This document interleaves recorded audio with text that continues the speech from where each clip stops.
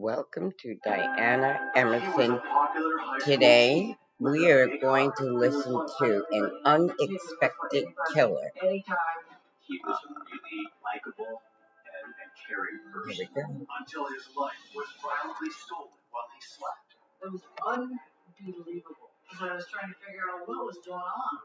Pretty much you're starting with a blank slate. It was really whodunit. Don't have a lot of answers. Detectives unearthed a world of deceit and intimidation. She said if he would have just kept his mouth shut, this never would have happened. There were two teenagers bragging about being connected to the homicide. He was already in custody, so was this something that he had orchestrated? To reveal a sinister plot, a fisherman contacted the police department and said, "Hey, I found this gun." So that was a twist. We never would have expected that. The whole scenario was crazy. And discover a mastermind no one expected. We were dumbfounded. Like, what just happened here? I don't think anybody thought that this is how it would end. I felt totally betrayed, totally distraught. I was floored.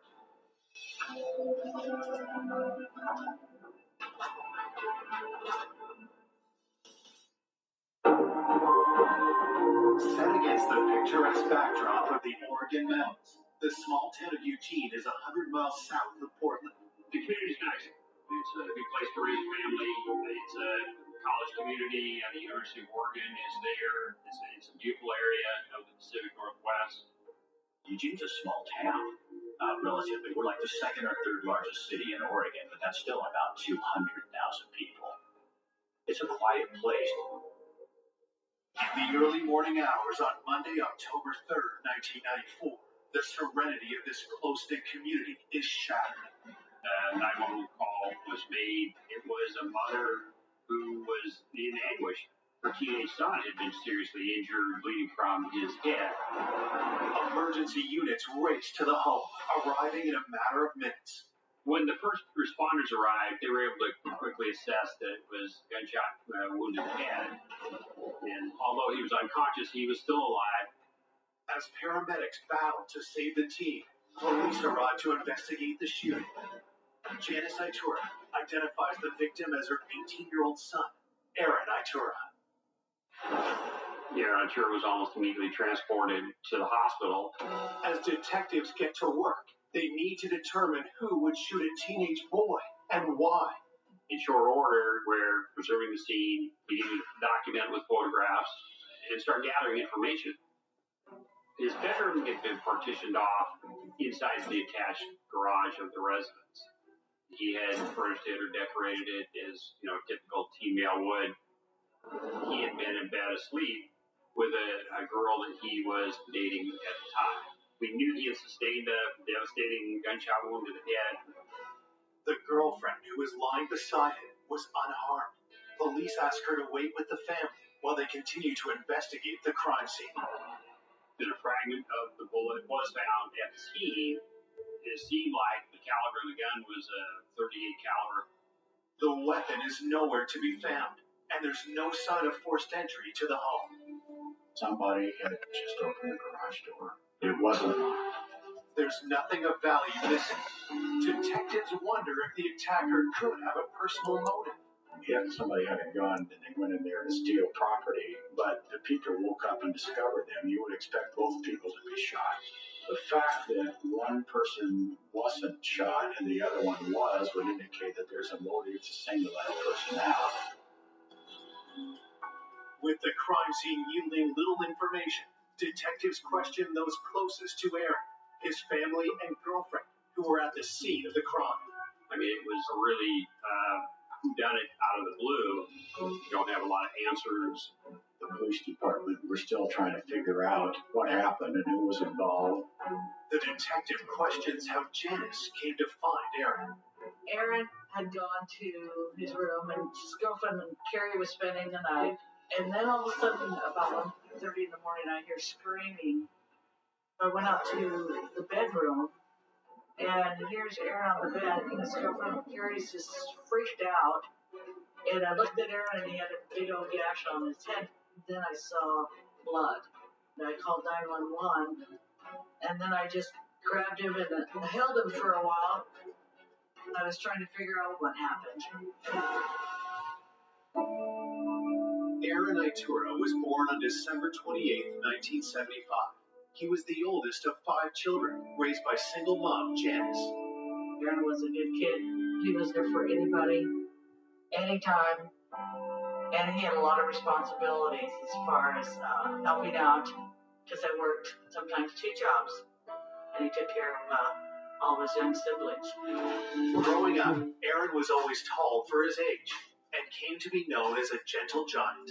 People described him a big, lovable teddy bear. He was a really likable and caring person with a mom who was really involved in his life. In his last year of high school, Aaron was popular, well-respected, and easygoing. Well, he liked to draw. He wanted to go to art school in New York, and that was his goal. Recently, Aaron had bad luck with a local girl named Carrie. He worked at the little neighborhood store, and they had been dating about 4 or 5 months. Aaron took pride in his community and was highly active in the area's Seems like it's the only thing I'm really good at. He was just the type No, of guy tomorrow I'm that going to do some people came to painting. with their problems. I want He was to the do protector. some He meditation. watched out for everybody.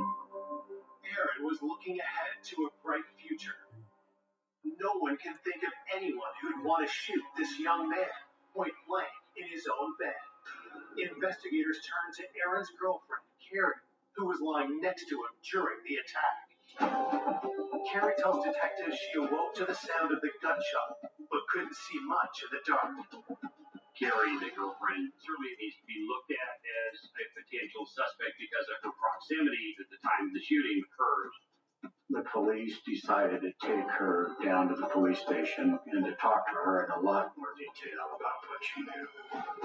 While police transfer Carrie to the station, detectives focus on Aaron's family.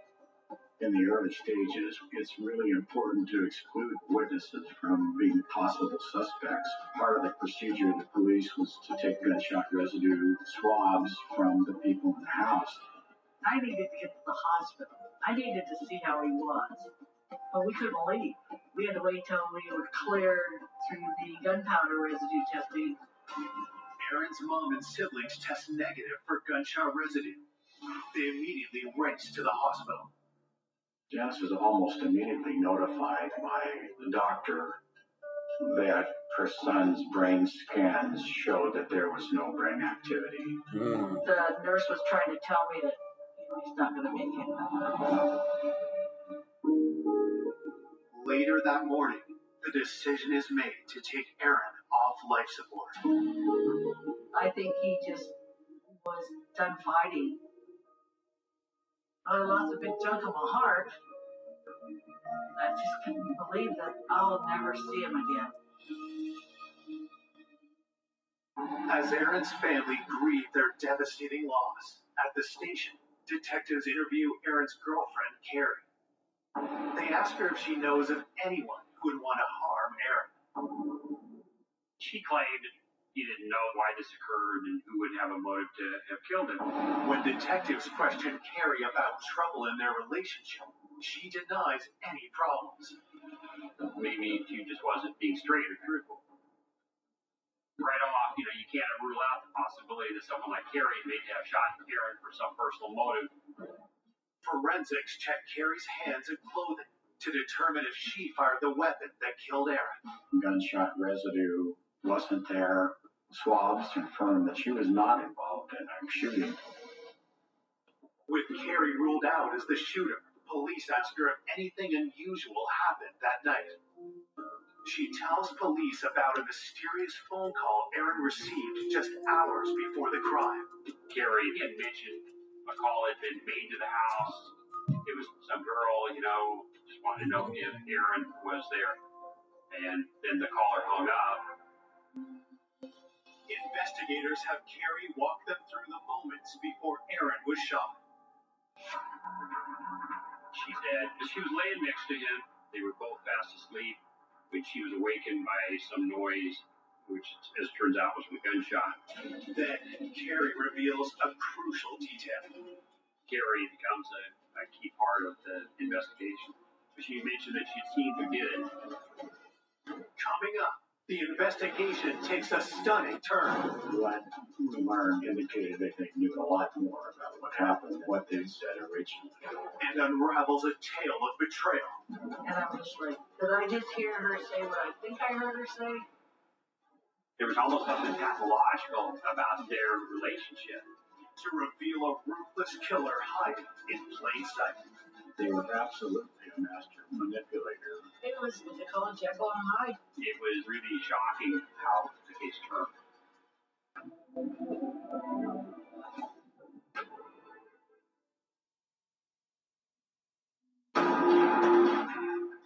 Police are investigating the murder of 18-year-old Aaron Itura, gunned down in his sleep. Aaron's girlfriend Carrie is the sole eyewitness to the crime, and police are hoping she can provide them with a lead. The police department are still trying to figure out what is the reason why he would be singled out and killed. Detectives continue to question Carrie about the details surrounding the murder. Carrie provided information to the police that it was two killers. She believed they had their faces covered with bandanas and their hands covered, so she could not get a good description of them. She was able to identify them. And they left you alive? Much beyond that. Out of the goodness of their heart. So there was two. Police asked Carrie if she could should we let her live? Yeah. Are you sure? I mean, like this, such. Oh, well, no, let her live. So we're exploring all of those avenues to find any potential connections. After interviewing Carrie, police dig into her background and find no serious ex-boyfriend or anyone else that could link to the crime. With no significant leads, investigators turn to the community for help. We pretty much are starting with a blank slate. The police had kind of fanned out, into the community and were asking people whether they knew anything about what had happened to Aaron Itura. But no one heard or saw anything suspicious. For this laid-back community, news of Aaron's brutal murder is a shock. All we knew was this young man had been sleeping in his bed and somebody had gotten in there and shot and killed him. We were dumbfounded, like, what just happened here? This is Eugene, Oregon. You don't have young people being killed right in their home, in their bedroom while they're sleeping. And people were scared. Detectives begin to look at Aaron's work with the anti-gang group. Have you made some dangerous enemies? Law enforcement was certainly concerned about gang activity. Okay. There was a Coming sense along. that Aaron has been at these anti-gang task force meetings, and now this kid had been shot in the head. So it certainly raises questions. Police learn that Aaron had been working closely with local anti-gang activist Mary Thompson. A lot of people knew who Mary Thompson was. She was wanting to sound the alarm about gangs in Eugene. And she established herself as kind of the citizen voice among law enforcement and other agencies dealing with that. She was working on with a teen, her son Bo, who was getting in and out of trouble. Mary Thompson was involved in publicizing the threat of gangs. How that developed for her was that her son Bo, who was 16 and had gotten involved in some gang activity and serious crimes. And she said he's a member of a local Crip gang, and if it could happen in my family, it could happen in any families. And oftentimes she was going to various schools and in the media for an anti-gang sentiment. Mary's home was open to troubled You have to be real passionate for that because, especially today, chances are you could be shot. Assisting with the community outreach, he took that role seriously. Aaron was very proud. Sometimes I could hear him talking to his sisters about, I've got to do this. I'm going to help some kids someday, and Mary's on the right track. I thought she was amazing. Here's a woman that's 40-some years old, and she is out with Aaron, making people aware, because most people in this town had no idea that this was going on. The day after the murder, investigators paid Mary a visit, looking for a lead. She was shocked that Aaron Ventura had been shot and killed, and more than willing to try to help in any way that she could. She offered a whole list of names of people that she knew were associated with him. Then Mary shares a disturbing detail. When the police went to talk to Mary Thompson, she told them about a gang member from Portland that was a Crip that had stopped by her house looking for Aaron Ventura before the homicide. And she identified him by the name of Sonny and said what kind of car he was driving. And this gang was dangerous. He wasn't somebody that she previously knew, just that he had showed up and was inquiring about Aaron, where does he live, and what can you tell me about him, sort of thing. Her information was that people in the gang life up in Portland were upset because of Aaron's cooperation in anti-gang efforts. Given the proximity of when this had occurred to Aaron's death, you couldn't ignore that this might all be coming out of people in Portland. She provided a general description of Sonny and of a car that he was driving. He wasn't on our radar. So the information about Sonny was documented and passed on and shared with the Portland Gang Bureau. While Portland's gang unit tracked down Sonny, Eugene police talked with Aaron's friends. Had Aaron been concerned for his own safety before the murder? They said before the homicide, Aaron Ventura told them a story about a gang member wanting to do harm to him. But there's not a lot of information. This could be significant. This might, in fact, be gang related. So we were looking for the active gang member Sonny.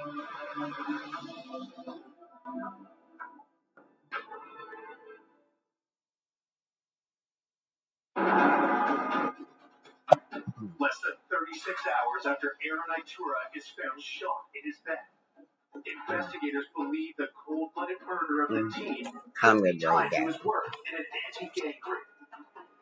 According to Aaron's mentor, Mary Thompson, a gang member named Sonny had been looking for him. The result of the inquiry with Portland has come back and they came up blank. They had no information about any Sonny. The car description didn't match anything in their files, so it was a big zero. They were saying we don't have anything. So as a result of that, we were frustrated that we didn't have a suspect. Then detectives received the autopsy results. Aaron sustained a fatal gunshot wound to the head, and it was a single shot. It was an aim shot with a .38 caliber to the back of the head. It would go through the brain, have almost 100% chance of causing the death of the person that was hit. 48 hours into the case, with few clues to investigate, the pressure on police increases. There's a sense of uncertainty and unease, that can permeate the community if you don't solve this crime, if it remains unsolved. When you're in a small community, you want some answers because somebody out there in the town we live in snuck into the bedroom of this young man and killed him. That's scarier than anything when you don't know any other details.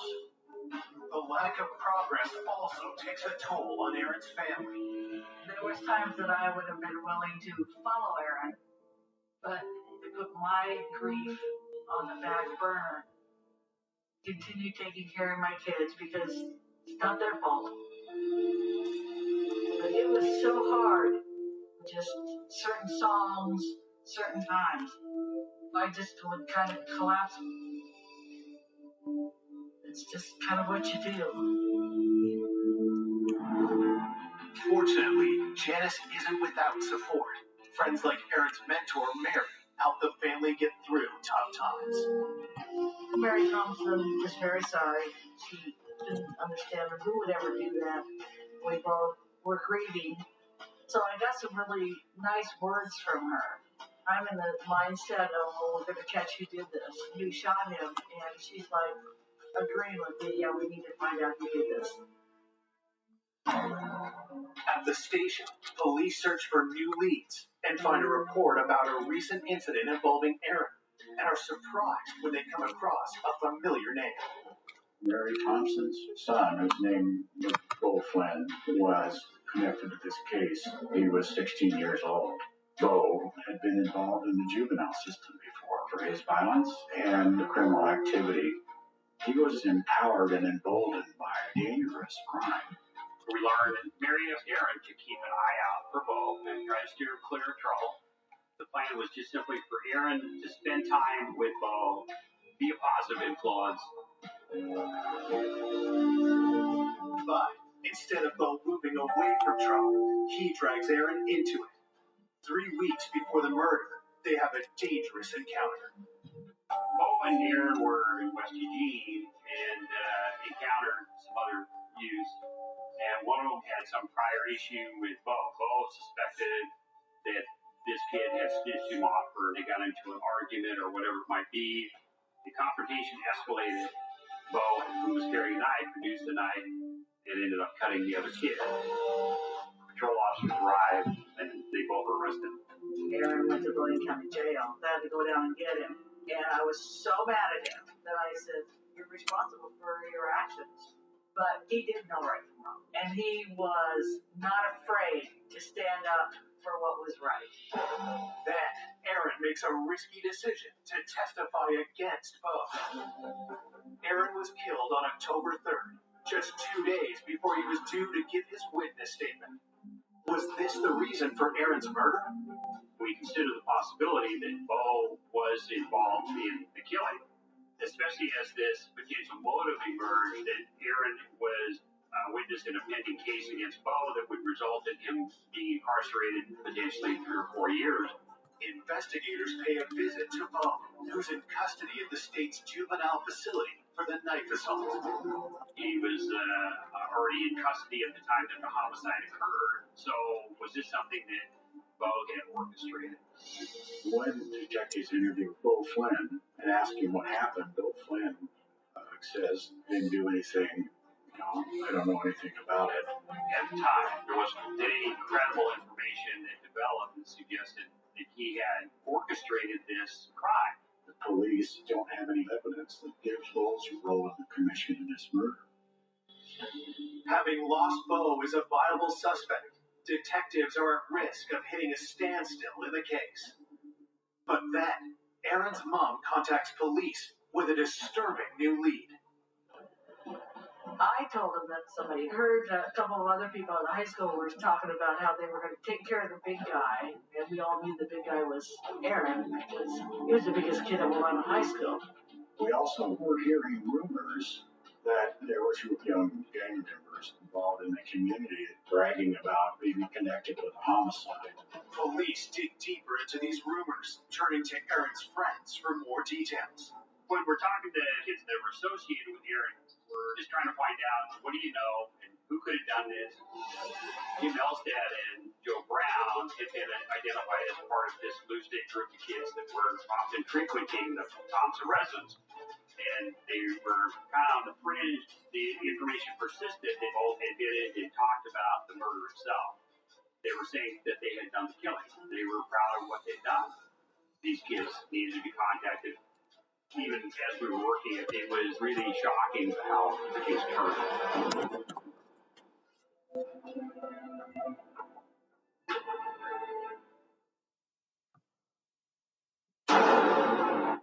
Police investigating the execution-style shooting of 18-year-old Aaron Itura have a new lead. 2 local teens have been bragging about the killing.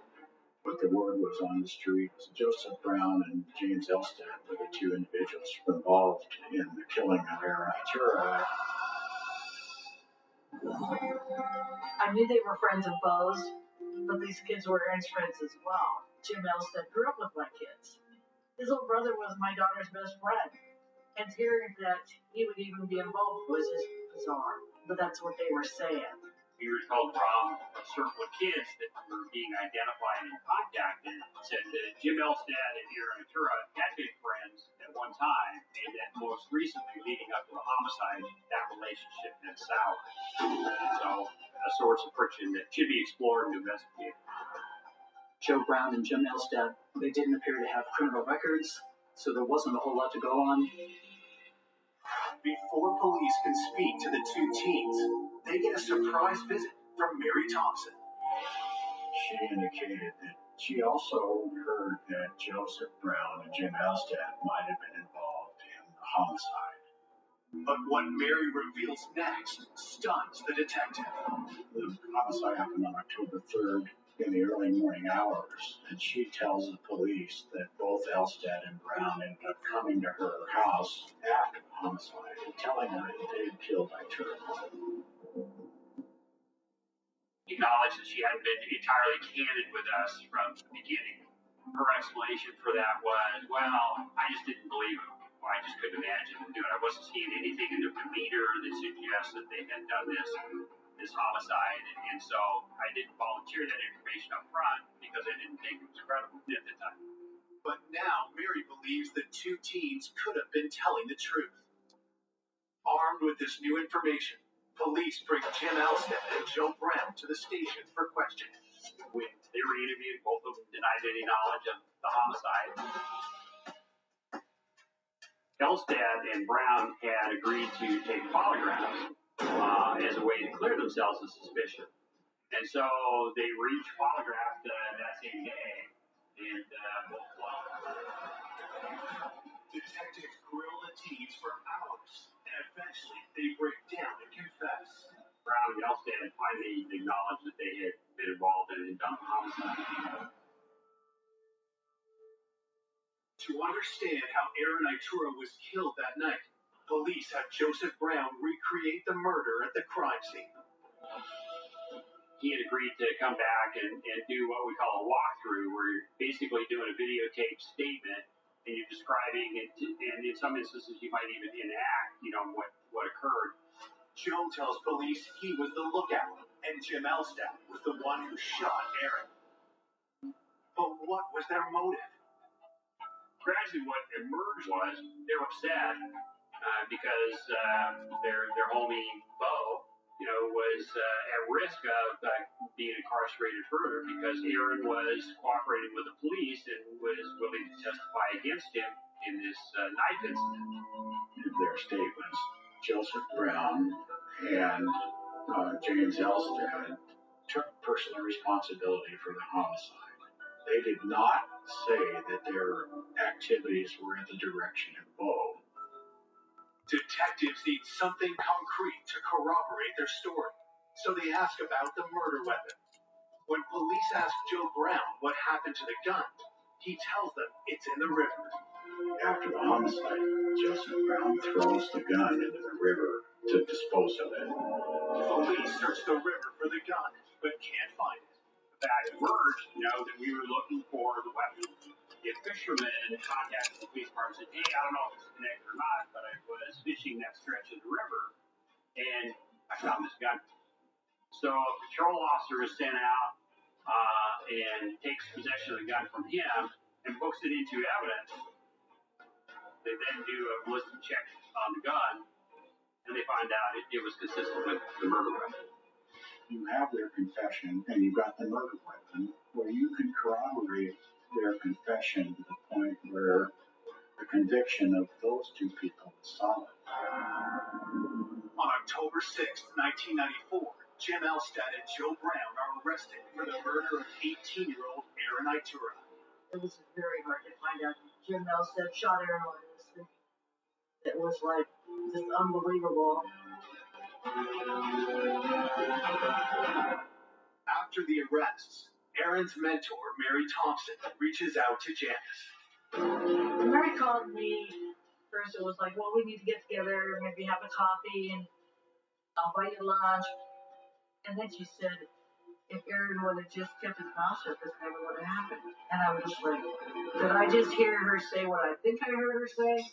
At that point, I got real concerned. So I called Detective Rainey and told him what happened. What we learned indicated that Mary knew a lot more about what happened than she had said originally. For police, Mary's alarming statement is one of many things they are now questioning. Initially, it was thought to just be this homicide that had been committed by these two guys, but there was just this overriding perception that she was more involved than she had admitted.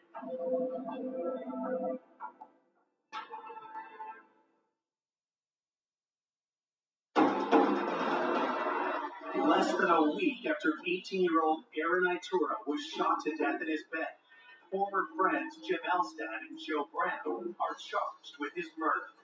But now, the actions of Aaron's anti-gang mentor, Mary Thompson, have detectives thinking the case is far from over. Mary Thompson's behavior had been raising some red flags. You failed to mention that Brown and Elstad came to her house that night. It was just a convenient fact that she forgot to mention. And she also had made a call to Janice that was actually unusual, suspicious in nature. At that point, the police decided to take her down to the police station and to talk to her in more detail. Investigators want to know why Mary withheld information surrounding Aaron's murder. In that interview, she talks about being extremely angry with Aaron Itura after he informed on her son about the knife fight, but she didn't want him to be killed.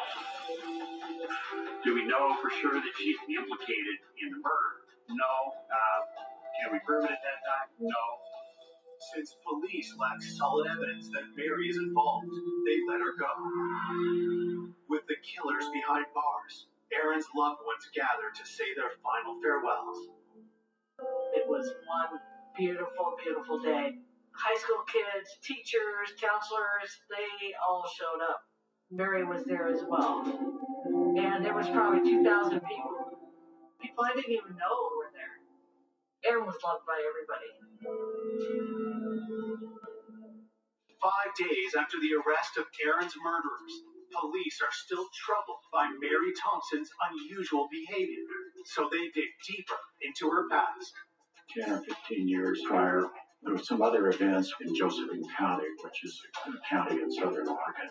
She had identified herself as being the person who was working as an assistant to prosecuting the drug trade. And it turned out that she was a methamphetamine manufacturer at that time, and that she got caught selling methamphetamine. Looking at Mary Thompson's past, she was engaged in criminal activity. It was definitely shocking. She was a crime fighter that the community trusted, that had engaged in that kind of behavior. So that was a twist where you never would have expected that. Mary's history proves she's capable of lying and manipulating to get what she wants. Now investigators wonder what she's capable of in connection to this case. As we knew and learned more about her, it was pretty eye-opening, shocking even to investigators. Part of the picture that emerged about Mary was her relationship with her son, Bo, and how protective she had been of him. She had a bunch of relationships in her life that had not turned out, and the only one that stayed with her was Bo Flynn, her son. And so she was willing to do things that were antisocial and illegal in order to maintain those relationships with her. She viewed herself as being a peer. Instead of directing her son to be a law-abiding citizen, she chose to get in the criminal gutter with him. There was almost, I'm no expert, but almost something pathological about their relationship in terms of what a parent will do to protect their child. She knew that Aaron was the only thing standing between her and her son's charges. After all, the only person that had motive to eliminate Itura as a witness was Mary Thompson. Detectives start questioning the teens Mary claims she's been keeping out of gangs. When we're talking to kids that were identified as having frequented the Thompson residence, they weren't involved in school, they didn't have healthy relationships, they were all kind of lacking something in their life and felt that. It seemed she already had developed a family structure that she was able to manipulate for her own purposes, and she had somehow orchestrated the murder of Aaron Itura, and as a result of that, she began emerging more and more as this prime suspect. But could Mary go so far as to have Aaron killed? To advance this investigation, the idea came up about doing a wiretap to see if something was being said here that could be used to either eliminate Mary from suspicion or would lead to evidence to protect her of murder. On the wiretap, detectives hear Mary's son, Bo, who's on parole, discussing gang activities with other gang members. 74 Hoover Crips. They were involved in selling drugs and stealing property. We were thinking it was possible Bo was in charge of the gang. Just when investigators think Poe is the gang leader, someone else comes on the line. It became quickly apparent that Mary's calling shots. She was pressuring people to do stuff. Mary Thompson's role in the gang is definitely as a leader. They heard Mary planning robberies, beatings, car thefts, just a hive of criminal activity. Mary Thompson, in her speeches, intercepted phone calls. No, I Clearly talking to talk. I mean, she knows the lingo, the street language. Huh? Who's he? What's he? Huh? You called it. No, not that tea. No, my Tennessee. Yeah. You just said it. One You day. said it in the car. Alice, she asked me that I said something about having cheese. Yeah. She was like, oh yeah, I forgot we had cheese. I was like, well, we'll see if we have any left. No, I ate my little bit that was left. So she essentially admits All to the time. gang. The hot dog's not bad. Not bad. Well, when I think of a hot tub, Lord, I was thinking, but no, it's not powerful jets. That is very good. Oh, really? Yes. Oh, God, I'd hate to have an orgasm in there. Okay. What are you talking about? Including homicide. A hot tub. Hot tub has jets, right? Yes. Why, you never tried that?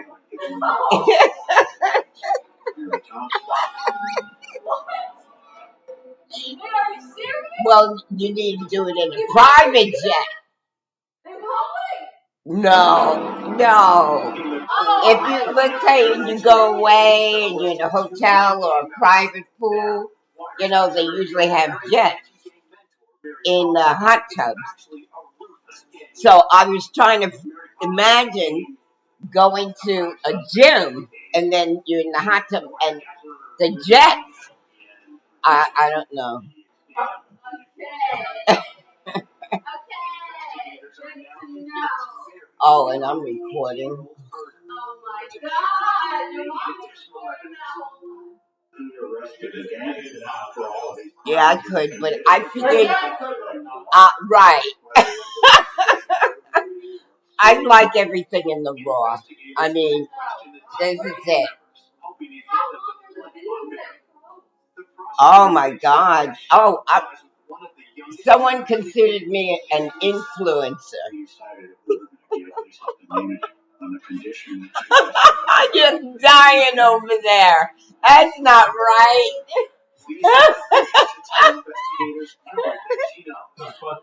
Influencer and what? Yeah, what? Well, they gave me a tip. They said they love the dog thing. Use your dog. I'm like, thanks. Okay. From Lisa's account of Aaron's murder, the missing pieces fall into place. The Friday before the homicide, there was a big meeting of the gang at Mary Thompson's house. Mary encouraged Jim Elstead to commit the homicide. The night of the murder, Lisa's role is that she is the one that calls Ventura's residence. When Ventura answers the phone, she hangs up on him. And that information gets communicated back to Jim Elstead and Joseph Brown. Ventura is at his house and they should go forward and commit the crime. Mary tells Brown and Elstadt to wait until everyone in the Ventura home is asleep. 1:30 in the morning, when Aaron was in bed with a girlfriend, Carrie, they were both fast asleep. Brown and Elstad had snuck into the room, and Joe Brown was the lookout. And then Jim Elstad had hesitated and fired once into Aaron's head. Carrie then was awakened by that noise. By then, Elstad and Brown had fled the garage. They go to Mary Thompson's house after having committed the homicide, and then Joe Brown gets taken to the river, and Mary Thompson takes her there, disposes of the gun. And this is kind of significant. That was even done at her suggestion. At the outset of the investigation, Mary Thompson went to police with information on Brown and Elstad in an attempt to throw police off her trail. Throughout all this, of course, Mary's trying to keep her fingerprints off of everything, so she's evading responsibility. But her influence may result in an area like her death. Mary Thompson was absolutely a master manipulator. That was demonstrated many, many times. In February 1995, Mary is charged with aggravated homicide for her role in killing Aaron Itura. I had no idea Mary could have been involved at that extent. It was just with the college I thought high, you know. I felt totally betrayed by another mom. Anybody suspected when she was teaching us about gangs that she actually was planning the whole thing. Everybody was trying to do the right thing by her and her crusades and her telling me how amazing my son was and the idea that he would go out and help her and then find out that she would have murdered my son herself. In December 1994, Joe Brown and Jim Elstad received 10 and 16 years respectively after pleading guilty to the murder of Aaron Itura. Almost 2 years later, on June 4th, 1996, Mary Thompson goes to trial and pleads not guilty. Standing members testify in court, supporting the prosecution's case. They all eventually, came on board and were effective witnesses. After a 6-week trial, on July 23rd, 1996, the jury finds 41-year-old Mary Thompson guilty for her role in the murder of Aaron Itura. This is an emotional trauma on us all. This is like, it's not only me that she's hurt, it's not only my son that she's destroyed, it's my family, it's friends, kids. Oh, Brian? Yeah. What time did you leave? I was getting tired. Thompson is sentenced to life in prison Oh, for you just aggravated murder, figured that out? charges, including hindering the prosecution. It wasn't a lot left. When you think of the level of deception, About 7:30, 8. My contacts were bothering me, and I said, I have to take these out, you know. case from beginning to end was selling. I don't think anybody would have gone into it. This is how it would end. Yeah. Aaron's Huh? loved ones find No, out no. the closing of that dark chapter in their And lives. I know They try they their watch best to it. move forward, but thoughts of the good-natured 18-year-old are never far away. But 7, and so I waited a while, and then I went upstairs and took my contacts out. He was the protector. I always feel he's here and he's around us. You know, he still had the courage to do the right thing. And he did the right thing in the end. Even though it cost him his life.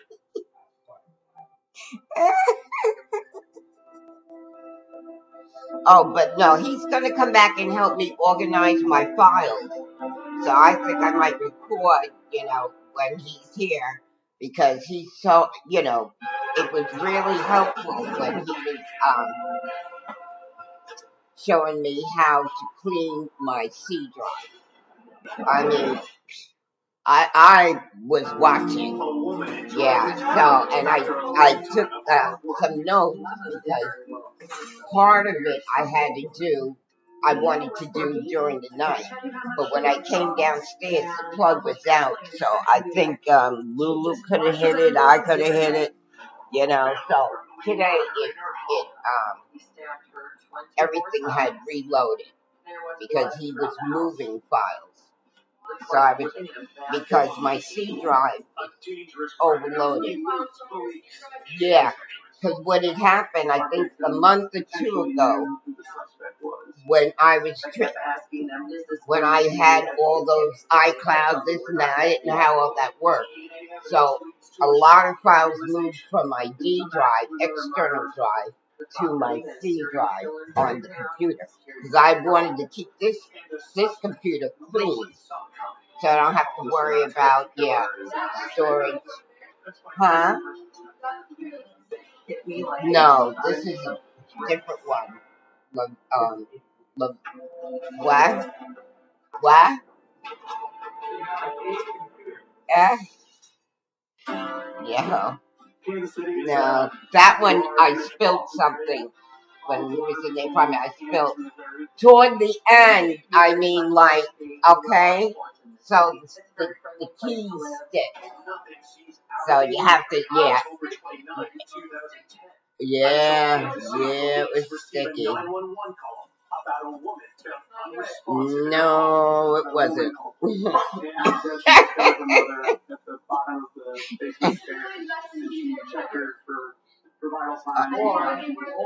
Oh, they sell those things? Or what? I showed them my mother's body laying on the stairs. I told the police officers I believe she had just dropped dead from a heart attack. Then I called my cousin Kim. The phone rang and I picked it up and Paige told me my mother is dead. Paige said she thought maybe Nina fell down the stairs going to the garage. While Paige speaks with her cousin on the phone, police take a closer look at Nina's body. Nina was face down, and there was a shelving unit there with a bunch of glass frogs, and a lot of those frogs had fallen off the shelf on top of her.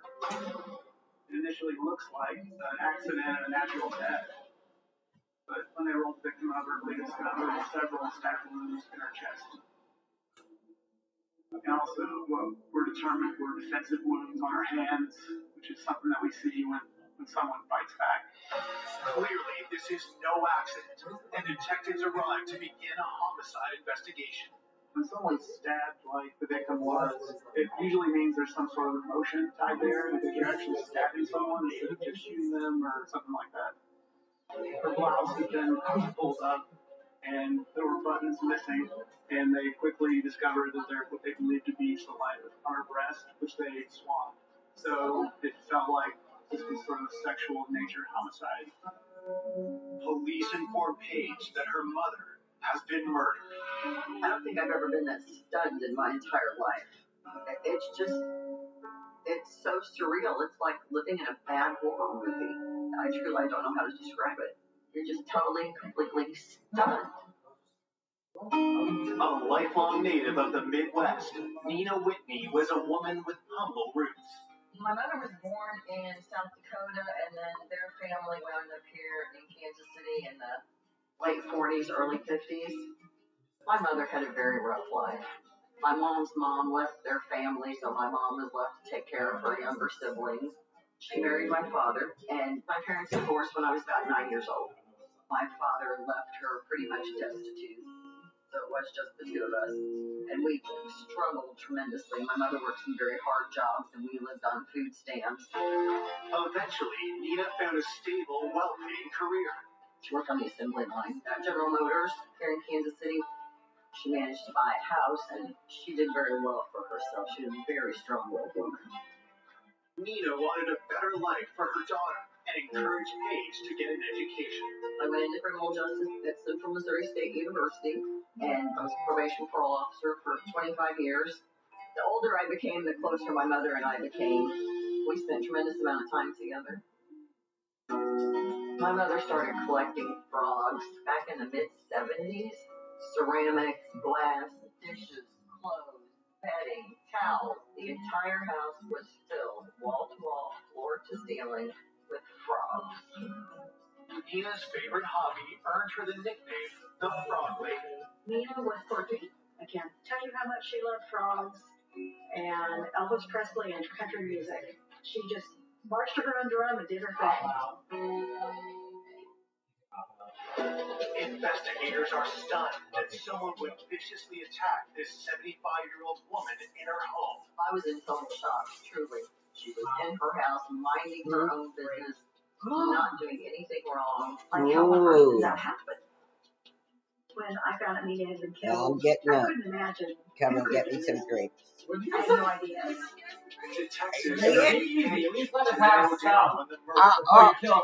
I'm not going to kill them all. about 6:45, I decided I swear.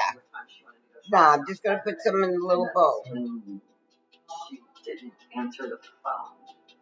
It was extremely unusual for her not to answer the phone. So then I called the cell phone, and she didn't answer that either. Then I started to panic. So then I took off and went out south toward her house. And when I got to her house, the porch light was on, and I knew something was very wrong. So I walked through to the kitchen, and it was dark. So I turned the light on, and there was her body laying at the bottom of the stairs. And I could feel the back of her head, and her head was ice. And I called 911. And I just came out of the blue that I was hearing weird noises. So I followed the noise upstairs to the hallway. Both faucets in the tub were running full blast. I thought, well, that's strange. Right. Use that bathroom. Detectives wonder if Nina's killer had turned on the faucets, and if so, why? The victim's daughter had located the guest bathroom bathtub faucets running, and she had turned those faucets off. So the bathroom was processed for fingerprints and DNA. In the victim's bedroom, there was like an imprint of where it looked like somebody had been laying on the comforter. And near the bed, you can see buttons that appear to be similar to the victim's blouse, as well as a hair roller that was similar to the hair rollers in the victim's hair. So that led us to believe that the victim was assaulted, and maybe her blouse may have been torn open at that location. As every corner of the house is searched for evidence, investigators make a crucial discovery. We opened up the knife drawer in the kitchen and located a paring knife where the blade was bent and there was blood at the base of the blade near the handle. That could mean that somebody had tried to wipe it clean. Forensics bagged the knife for further analysis and processed the house with luminol, which can indicate the presence of blood. The luminol tells us that somebody was moving around in the house with some amount of blood on them. We got that blue glow in the victim's bedroom, bathroom, hallway, living room, and the kitchen.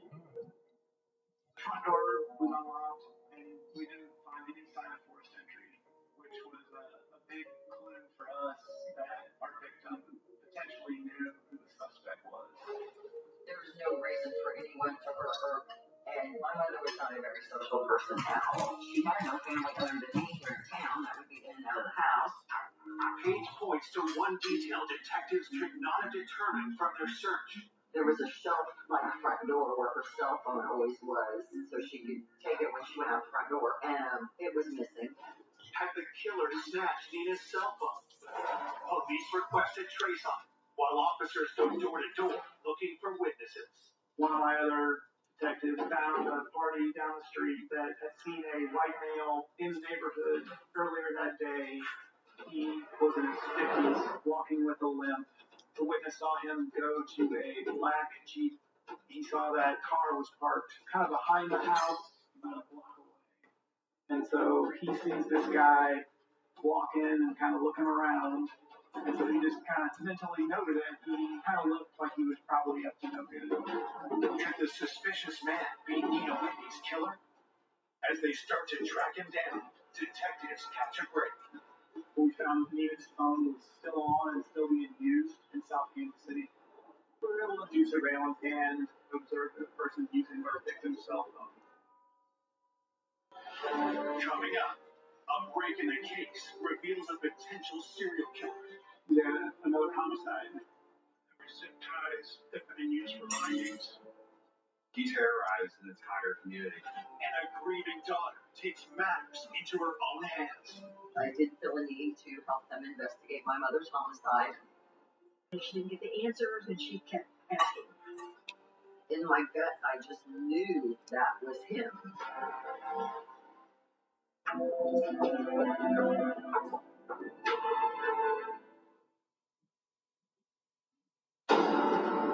Detectives investigating the vicious stabbing of 75-year-old Nina Whitney believe the killer stole her cell phone. Now, police have traced the phone to an address in South Kansas City and rushed to apprehend the suspect. We did kick his door in, and when we took the suspect into custody, we found that he had the phone on his person. Oh, The suspect goes by the nickname Lil Mickey. Police demand to know how he came into possession of a murdered woman's cell phone. He told us he was walking down the street pretty close to our victim's house and found that phone laying in the grass. He said he didn't make the most money in the world and was just glad to have a cell phone that was working and started using the cell phone. Yeah. Skeptical of his story, investigators ask him if he killed Nina Whitney. Little Mickey adamantly denied being involved in any sort of violence with our victim or anything where someone was harmed or killed. We asked him, could you have bought this phone off somebody else? Did you get it from a person? Despite hours of questioning, Lil Mickey stands by his story. His story was, I found the phone there in the grass and picked it up. Police want to know his whereabouts at the time of the murder. Based on the lights being off at the house, we believe Nina's murder happened during daylight hours. And he did provide an alibi, a female that he had been with that day. Investigators have no grounds to detain Lil Mickey any longer, but they obtain a sample of his DNA just in case. It wouldn't seem like he would have a motive to commit this type of crime, but we still had to do our due diligence. The next day, police tracked down the woman he used as his alibi. So we talked to her. The information she was able to provide matched up with what he had been saying. With Little Mickey looking unlikely as the killer, detectives turned back to the theory that Nina knew her attacker. It was obvious that she had let someone in the house because there was absolutely no forced entry. We had to look at Nina's history and try to figure out who she would have let into the house. And we also had the witness that had seen a white male in the neighborhood. My supervisor thought the composite sketch would be a good thing to pursue in this case. The witness willingly came down to police headquarters and met with our sketch artist. She sat with him and gave a pretty good-looking composite sketch of what he believed the party looked like that he saw that day. He showed Paige that picture, and she looked at it for a long time, but it didn't necessarily jog her memory about who. Someone got jealous. The individual did not Someone got jealous. familiar to me at all. And I Appa. did not think of anyone fit that description. Investigators can't be certain if the man seen by Nina's neighbor is the He's killer, like, hey. but with few quality leads, police decide to release the sketch to the media. I was the publisher and editor of the Cass County Democrat Missourian. We all know that police sketches are an unexact science. However, I think they can be very useful. So we had run the sketch in the newspaper to put that sketch out to a larger audience. As the sketch goes public, detectives work with Paige to come up with a list of people that Nina would have had a reason to let into her home. She'd had quite a bit of work done on the house in the last year or so, so there had been lots of people in and out of the house. An unexpected killer. You haven't watched those yet? Oh, great. Oh, yeah.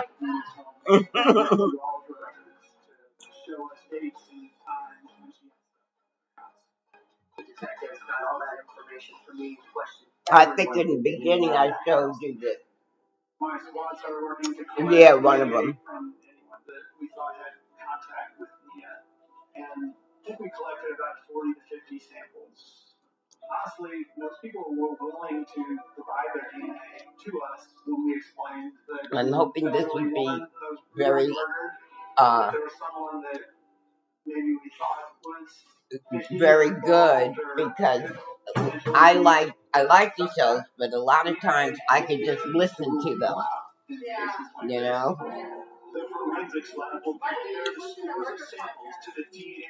Oh, you used to? I don't know. I would try it, but as long as they're not too long, like some of I don't have that good of attention span because then, no.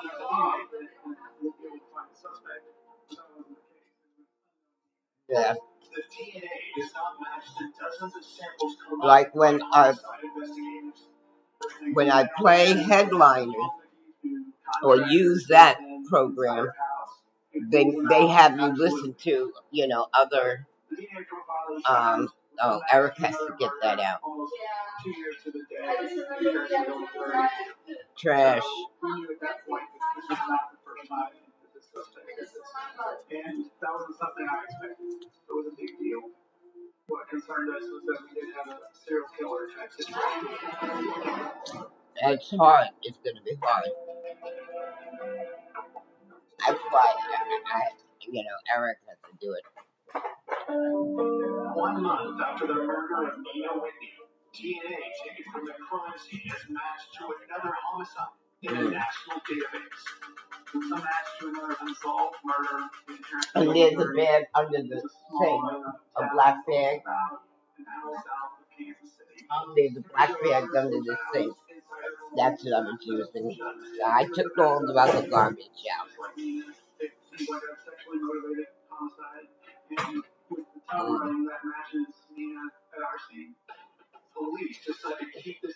My gums are so raw. At that point, we were trying to keep this information close to the chest. But the suspect didn't know that we knew both crime scenes were connected. We did not want that in public. Detectives even withhold this new development from the victim's loved ones, including Paige. I kept asking them, when is this going to be a cold case? And they kept telling me, well, not yet. We're not done yet. And I don't know what they were doing, but I know they were doing things behind the scenes. Investigators head to Harrisonville to get briefed on the Karen Jo Roberts case. Just reading through a case file doesn't give you the full story. So to talk to an investigator that actually worked that case, it helps paint a better picture of what happened in the other investigation. I was one of the detectives from Kansas City at the time when they was sent to work on this case.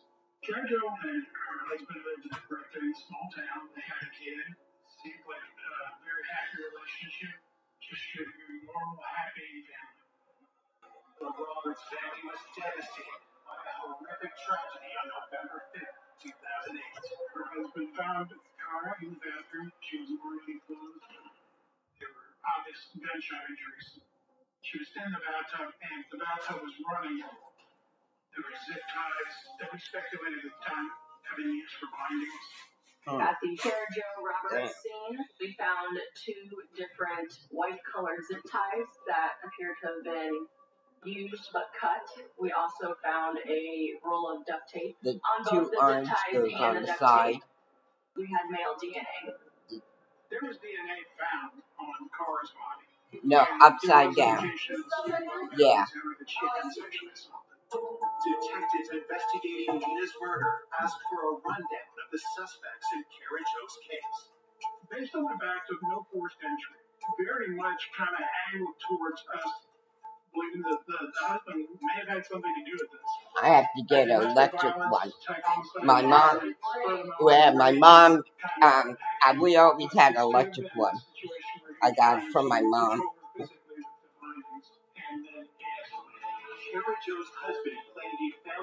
Emerson? Oh, Eric. Hello? Oh, it doesn't? Oh, nobody else put theirs out, right? Okay. Then, well, shit. Oh, okay. I saw the phone. Is it still there? What? Just, yeah. Because then, we can always bring it in, or it can stay out there till they come in. Okay. Thank you. Bye. I saw the phone said Eric Emerson. I didn't see Eric. I just saw Emerson. And I'm saying, don't tell me that's Steve. Oh my God. Yeah.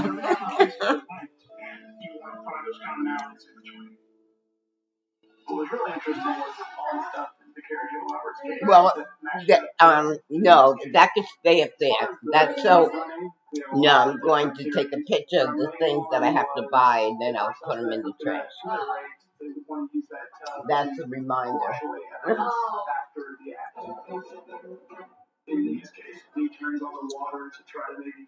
Even though I have, hey Alexa, hey Alexa, what happened? Alexa, Can you say it again? I was just calling you to let Jackie know that you're working. I'm not sure. Okay, don't talk back to me.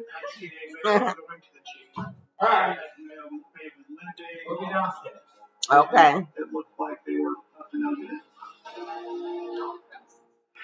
Despite the telling parallels, police can't find anyone connected to both Nina and Kara Jo. That was not the answer that we wanted, because that meant that it was somebody totally random.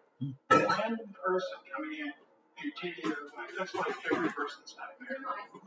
A case like this, where you know there's a suspect out there that could do this again, and makes it or turn in to try to catch the person. Your harassment fraud, any leads, any information, any help you can get to try to solve this purpose.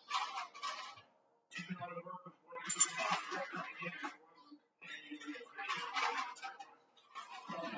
Running out of options, the detective searched the one person who might be able to connect with the two victims. Blake called me, and he said, Paige, I have something to tell you. What he told me was more horrifying than one other homicide that scared the hell out of me.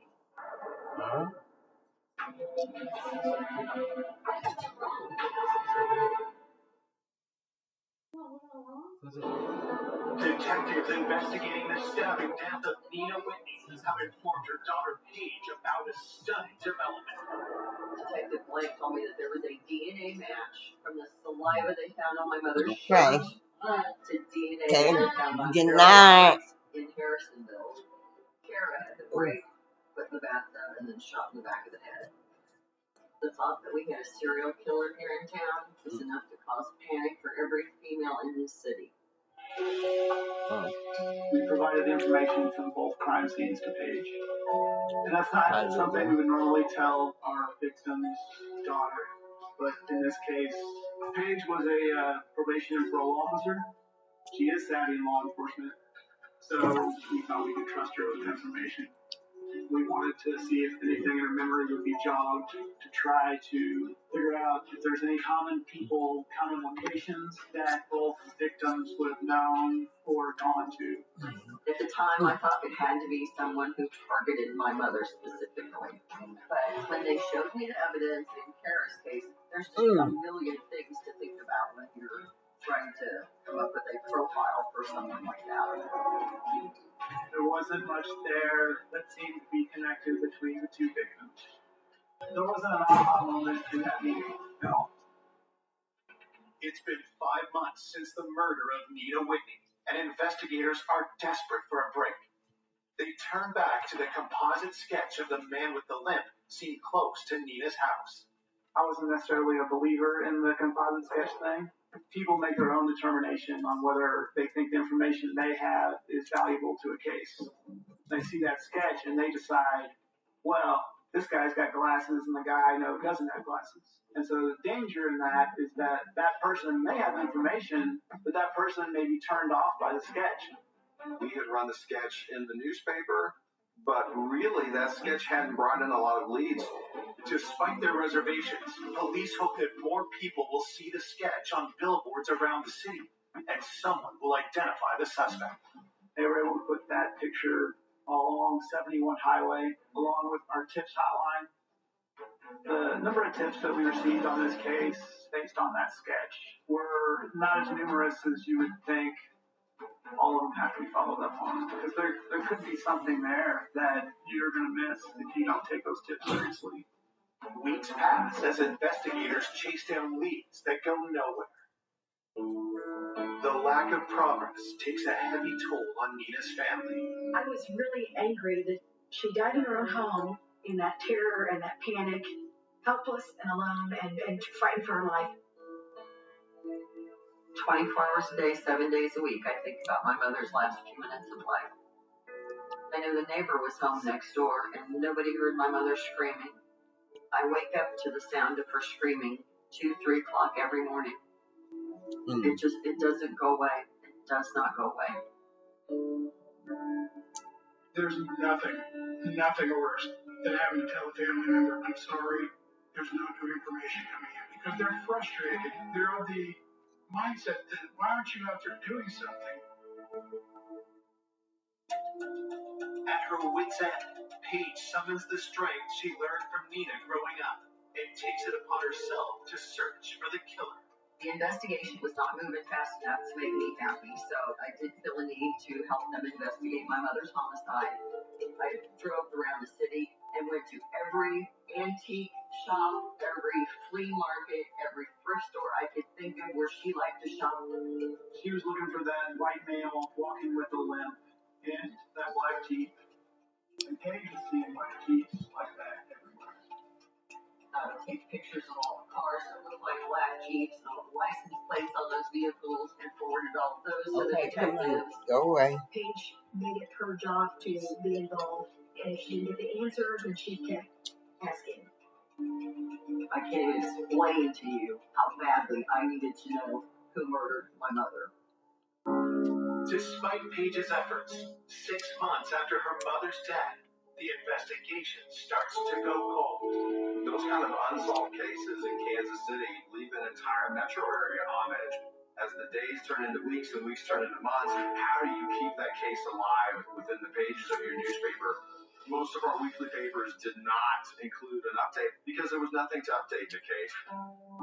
I kept thinking, this is going to be a cold case, I'm never going to figure it out, You always hope for them to get information to catch a suspect quickly, but I just couldn't fathom who would have done it. I had no suspects in mind. I drove around and took pictures of the billboards because I wanted to make sure I got pictures of them before they had taken them down. But the sketch concerned me because I don't know if that description was accurate. I thought there's just so many questions that I will never have answers to. Suddenly, 1 month later, Paige has a realization. May 26, 2011, I was driving down 71 Highway in rush hour traffic, and I just happened to glance up and look at the lower half of the billboard, and I swear to you, it hit me like a ton of bricks. Like lightning had come out of the sky and hit me in the head. It literally all fell into place as I'm driving down the highway.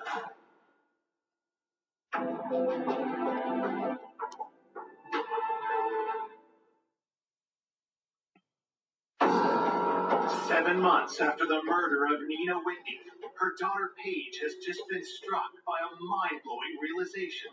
I was driving down 71 Highway, and I just happened to glance up at the billboard. Prior to that, when they showed me the sketch, the individual did not look familiar to me at all. I just focused on the lower half of his face and the chin, and it just an epiphany. It was Jeff. Jeff Borland was a boyfriend that I had for 3 years while we were in college. We met in 1983 at Central Missouri State University. Had a relationship for 3 years. Jeff and I met in a criminal justice class. He was as sweet and charming and funny as he could possibly be, and I truly felt head over heels in love with him.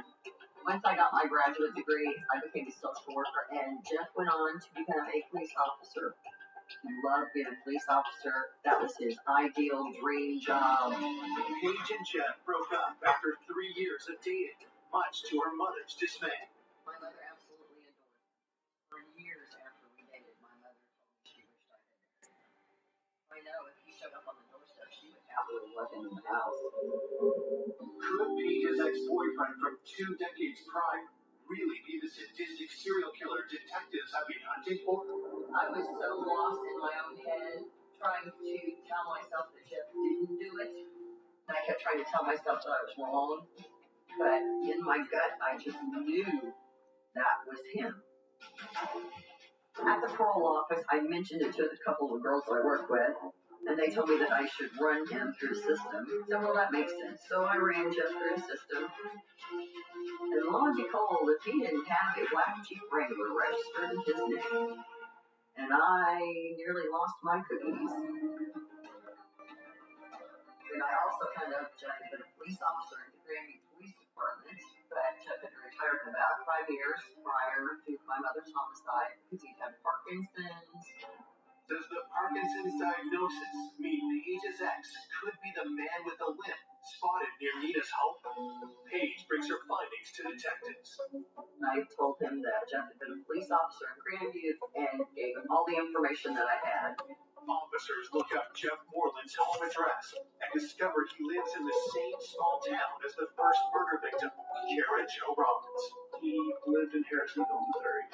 So that is the first person during our investigation that matched all of those factors.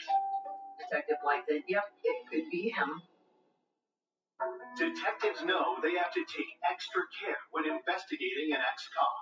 Harrisonville is a very small community, and Detective Blaine told me that Jeff knew every law enforcement officer in the county, and that he would find out that he was under investigation. Investigators decide a direct approach is the best option. We did not believe that we had probable cause at that point to get a search warrant to get his DNA. So we went down and knocked on his front door. I did tell him, your name's come up in a homicide, and we need to get a DNA sample from you. If someone were to tell me that, I'd be like, what homicide are you talking about? That was not Mr. Moreland's reaction. He said, well, I've got to go take my cat to the vet. And he went back inside his house. My gut was telling me that we had our guy, but you need to be sure that this is your guy before you go with your gut. Police again asked Jeff to provide a voluntary DNA sample.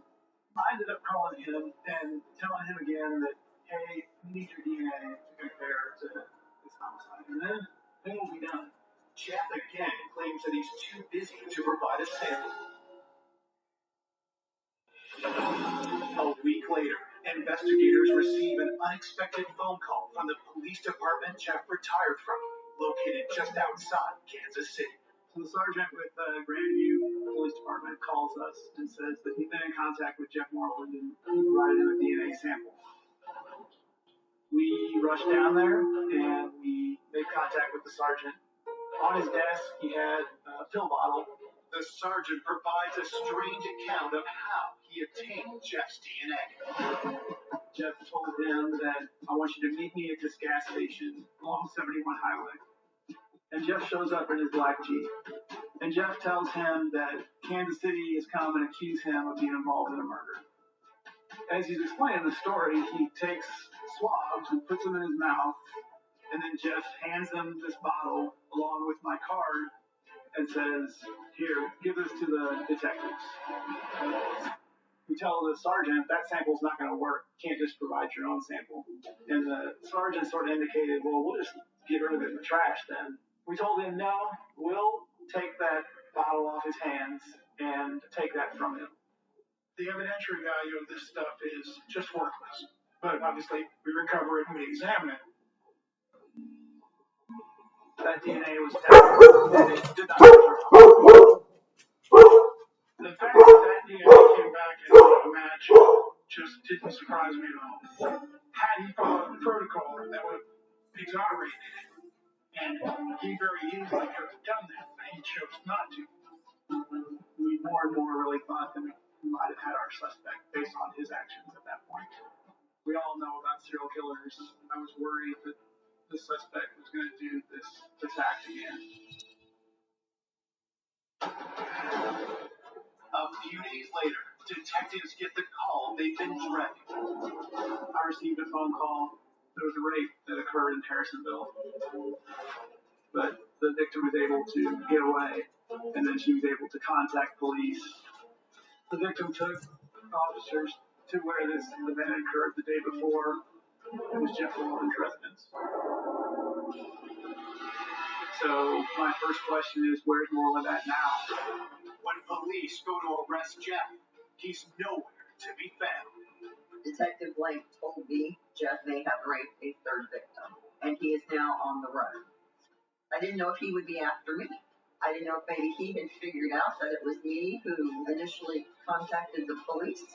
That was a nightmare.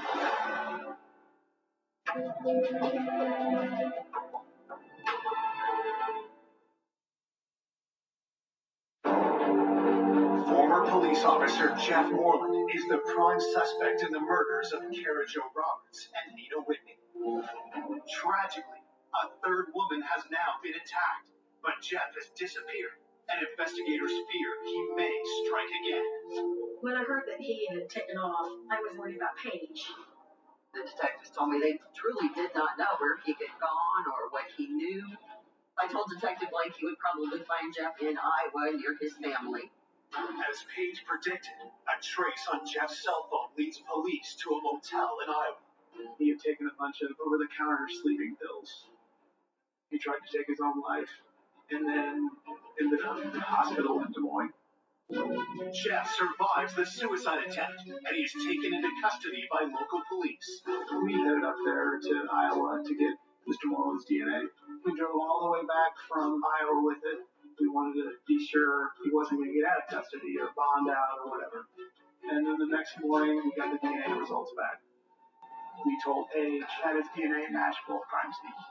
Jeff is, in fact, involved in the murders of Kara Jo and Nina.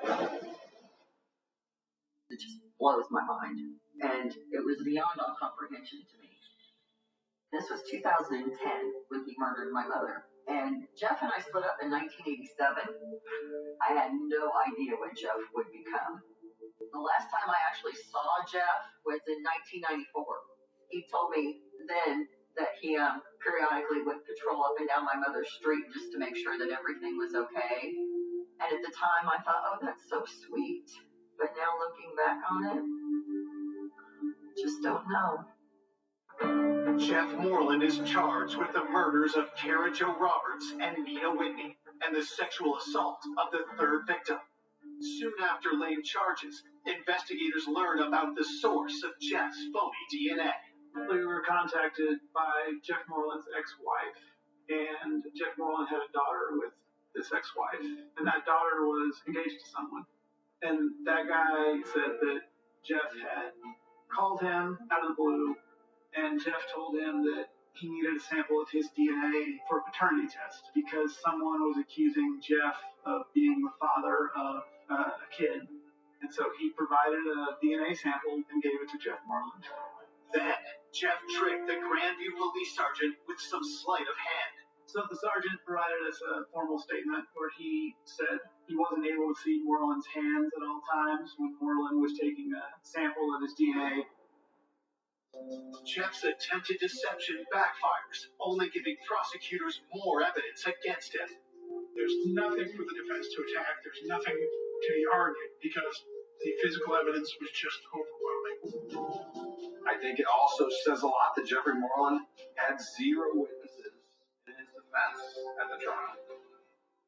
He got life without parole plus 50 years consecutive on Kara Roberts' homicide. And then he got 10 years for armed criminal action and 20 years for murder second on my mother's case to run concurrent. With no trial testimony from Jeff, police and the victims' families are left to piece together exactly what happened to Nina Whitney and Kara Jo Roberts. What we do know is that Jeff Moreland took Kara Jo's life. My personal opinion is he was driving by and saw her in the yard, and he was in that mode where he was hunting, and he decided that's his target. After killing Kara Jo, it seems Jeff developed a taste for murder. He struck again 2 years later. I believe the day that Nina was murdered, Jeff Moreland simply knocked on the door, and Nina saw who it was and let him in the house. It's not necessarily uncommon for a predator to go after older women because they feel like they are easier victims. Of course, my mother would let him in, and then at some point, he had to have started forcing her backwards up the stairs. I think when he got her into her bedroom, then he tried to rip her shirt off of her, forced her onto the bed, but she didn't fight back. she did run. My mother went running down the stairs. He chased her. He stabbed her 24 times. The kill shot was here through the throat. At some point, he turns on the water to try to maybe get her body up into the bathtub to wash off his DNA. But at that point, he knew with his Parkinson's acting up that there was no way he was going to be able to take her body back up 2 flights of stairs and put her in the bathtub. And then he went upstairs to clean the knife off, put the knife in the kitchen drawer, and went out through the sliding glass door. Investigators believe that before he left, Moreland stole Nina's cell phone to throw police off his trail. He has the presence of mind to grab that phone and throw that phone in the grass a quarter-mile away from Nina's house. He knows that the investigator is going to be caught up in that phone as sort of a way to lead us away from him. I did not know for 8 months he murdered my mother. The 8 months that I spent not knowing made me insane. When you have families that do their investigations, sometimes it's not the best. But Paige being involved was actually good in this case because she was actually the person that found Jeff Moreland. I can't even explain to you how grateful I am. Between my mother's neighbor and the sketch artist, I would have never figured it out. Never would have figured it out if it hadn't been for the 2 of them. To call this an unexpected killer is almost an understatement. Jeff Moreland terrorized an entire community. Police speculate that Jeff's forced retirement a few years before the murders may have been the catalyst that set him on the path to kill. I feel that when he developed Parkinson's and he had his power taken away from him as a police officer, the murders were almost like him getting revenge on the world. I joined this organization called Parents of Murdered Children and Other Survivors of Homicide Victims. And we're all basically going through the same thing. So it does help to have someone who understands the enormity of what has happened. I think Inga would want to be remembered as a strong, independent woman who fought to the end. And that's how I'll always remember her. There are frogs in the stores everywhere. You can't go anywhere without seeing a cute little frog somewhere. I think about my mother all the time when I see things that I know that she would appreciate, or when I hear country music. I think about her a lot.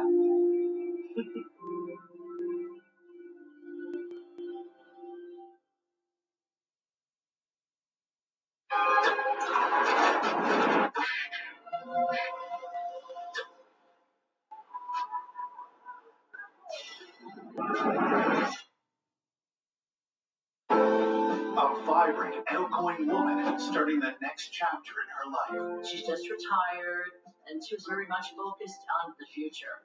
Diane was a person that everyone should be in life. Positive, happy.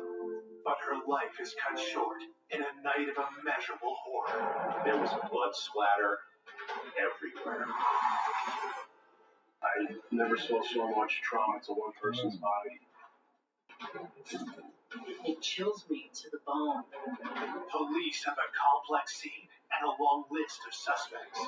There was over 100 male contacts in Diane's phone. There was always drama with boyfriends. He refused to give DNA. There was something out there that he was hiding. Every direction we followed, we ended up running into dead ends. Just when police think they might never catch the killer. Who could it be? Why is this so complicated? The case takes a mind-blowing turn. And I was like, what? Oh my God. No one expected this case to break on something like this.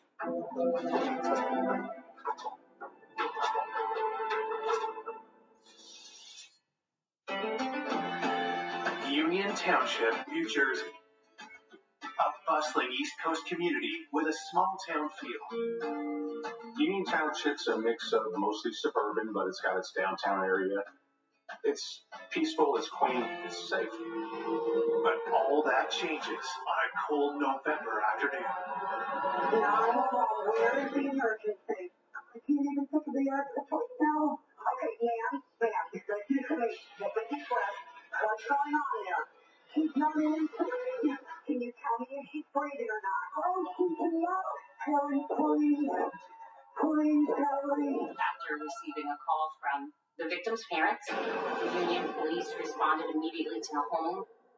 The father was there crossing the streets with the mom, and they were clearly in shock. The couple tells police they found their daughter, Diane Zaleski, unresponsive inside. When I got there, there was massive amounts of blood in the foyer. The walls were covered with blood spray.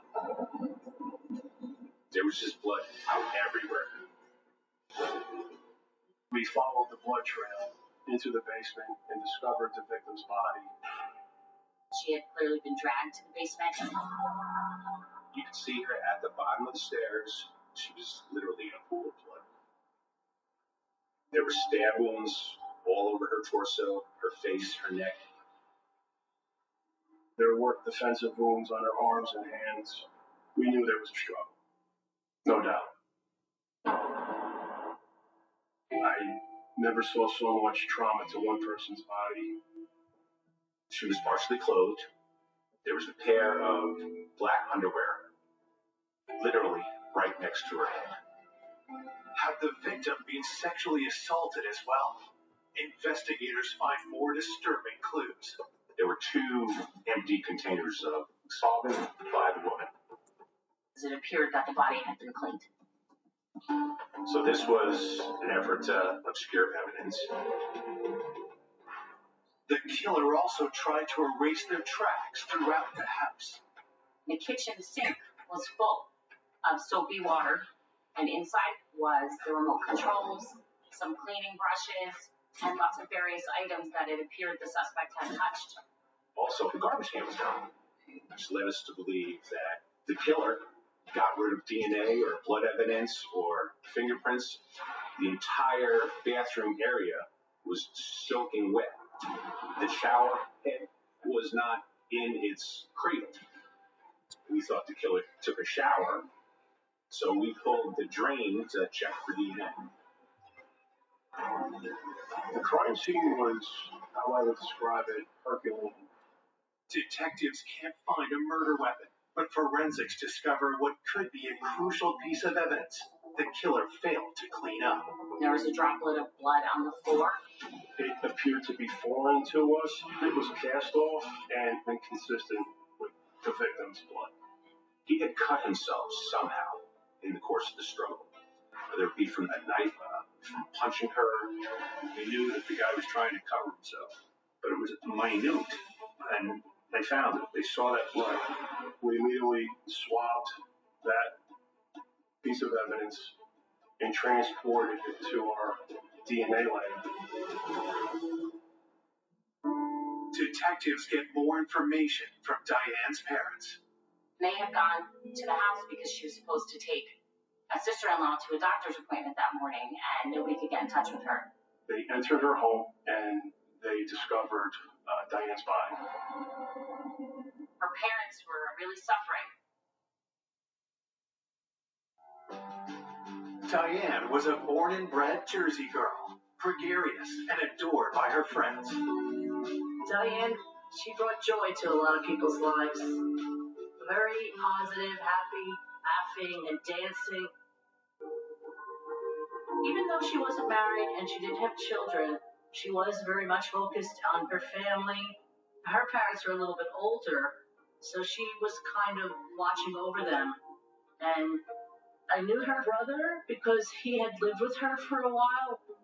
After 17 years of working as a legal secretary, Diane was now taking time for herself. Here's this young single woman in her own house, and she's just retired. When she was offered a certain buyout package, there was no hesitation. She was ready. She had worked long and hard in her life. Diane was social. She had her friends from work, and often they'd go to happy hours. Then she had her dance friends. She would go on dates. She would just say, you know, Joanne, in the end, I'm just looking for a guy who can carry in my packages. She still had hope that she was going to meet somebody to spend life with. As investigators finished processing the crime scene, a theory evolves. There were no forced entry marks that we could find in the house. He took the time trying to obscure everything. He tried to clean her body. All sorts of time. In addition, there was a lot of food in it. Maybe Diana had been cooking or had been eating when her killer entered her home, and there's support from that pot that was found in the kitchen sink full of cleaning fluid, which led us to believe the suspect had also taken time to eat. I was involved with at least 150 homicides. I never saw anyone hang out in a house after murder. I just never heard of it. We found someone Diane knew. The killer was very culpable in this house after the death of the victim, which led us down the boyfriend road or someone who was dating her road. But what was the killer's motive? For any human being to do this to another human being is, I don't even have a word for it. Police rule out robbery since nothing appears to be stolen, including Diane's wallet. And when investigators look through it, they find a clue. We found a business card. It belongs to someone named Mark. Who is this man? And could he know anything about Diane's brutal murder? We found out from her family that he lived in the general area, and there was a bar just up the street from where Diane lived. And we found out that they had been there. So we think that's where she actually got his business card. And because she was out there, she was dating, we wanted to speak to everybody. Maybe he had some information. He came in, and I showed him a picture of her, and he flat out refused to say that he even knew her. He said he had no idea why the card was in her wallet. Then he said, she's not the target I would usually go for. Target? Coming up, old boyfriends with disturbing pasts. There was a restraining order in effect. Played cat and mouse with police. That wasn't his real name. This guy was ducking us. When an unexpected tip sparks a race to find the killer. Police is a monster. There was now an absolute man.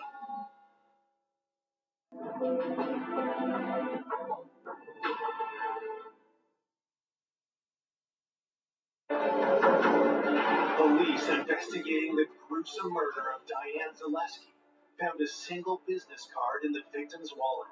It belongs to a man named Mark. Investigators want to know if he and Diane recently met, and when detectives question him, they become suspicious. The words that came out of his mouth about targets were very strange. His mannerisms and just the things he said, they were wrong. I don't call girls that I'm going to go out with targets. He had done something, maybe, to other women. He wouldn't tell us anything. Detectives found a drop of blood at the crime scene that they believe belongs to Diane's killer. Could it be linked to Mark? He refused to give DNA. Just out and out refused. It was something that was concerning to us. Someone who's innocent usually is Robert. He had taken a bottle of water from us, and when he was finished, he would throw it out. He left. And he carried his bottle of water with him. So he obviously knew something about DNA. So I followed him. He walked about 2 blocks away from the building, and he threw it. Detectives collect the bottle and send it in for testing.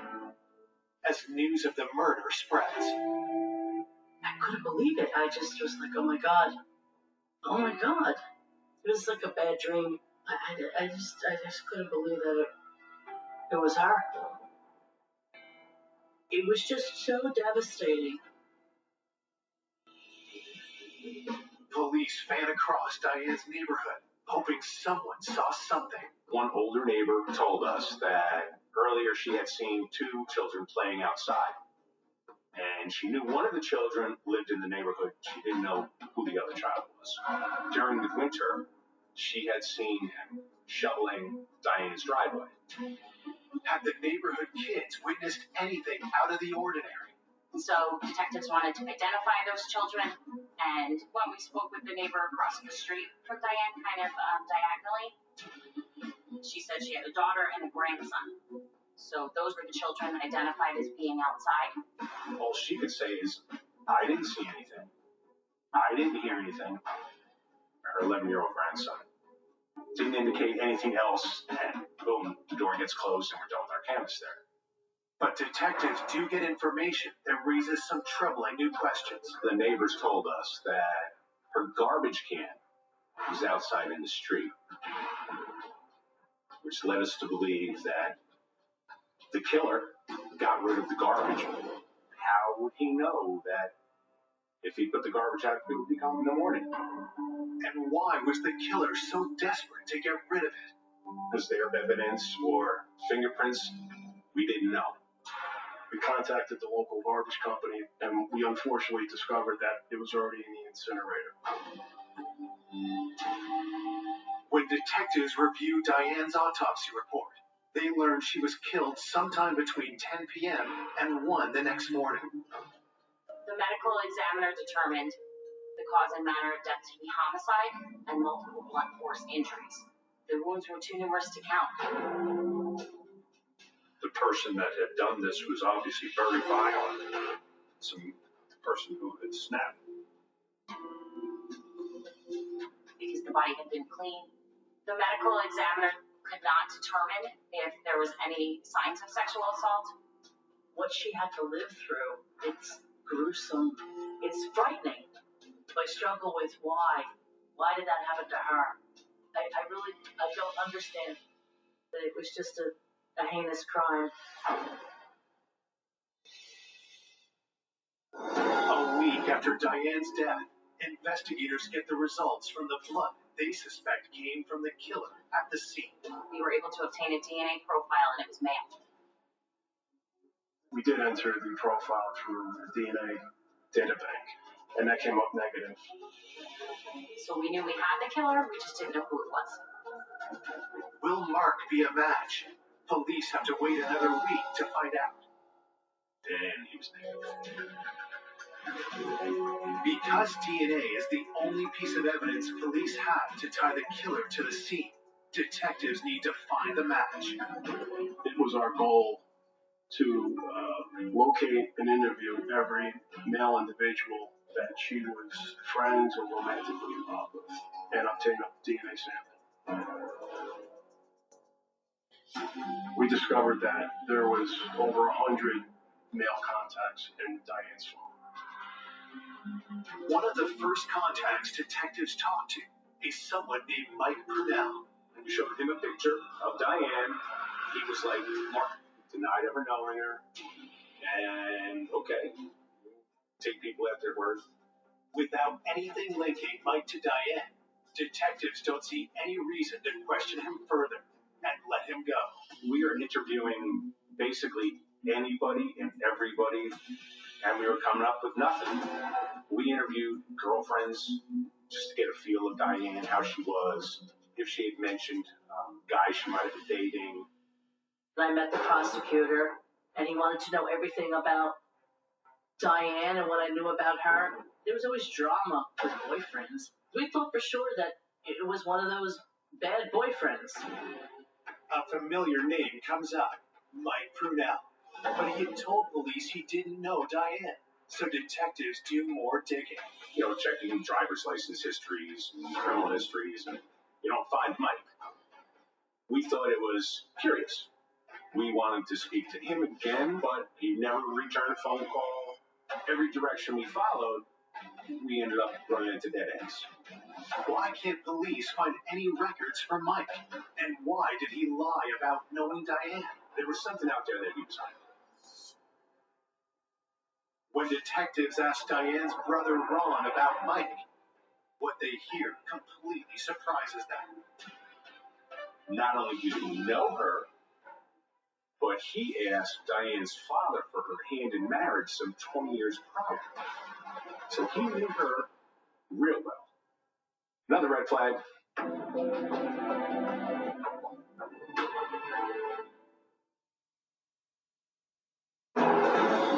Detectives investigating the murder of Diane Zaleski uncover shocking information about a prior person of interest. A man they interviewed, Mike Prunell, was adamant he didn't know the victim. But Diane's brother Ron tells police that's a lie. We had found out Mike asked for her hand in marriage.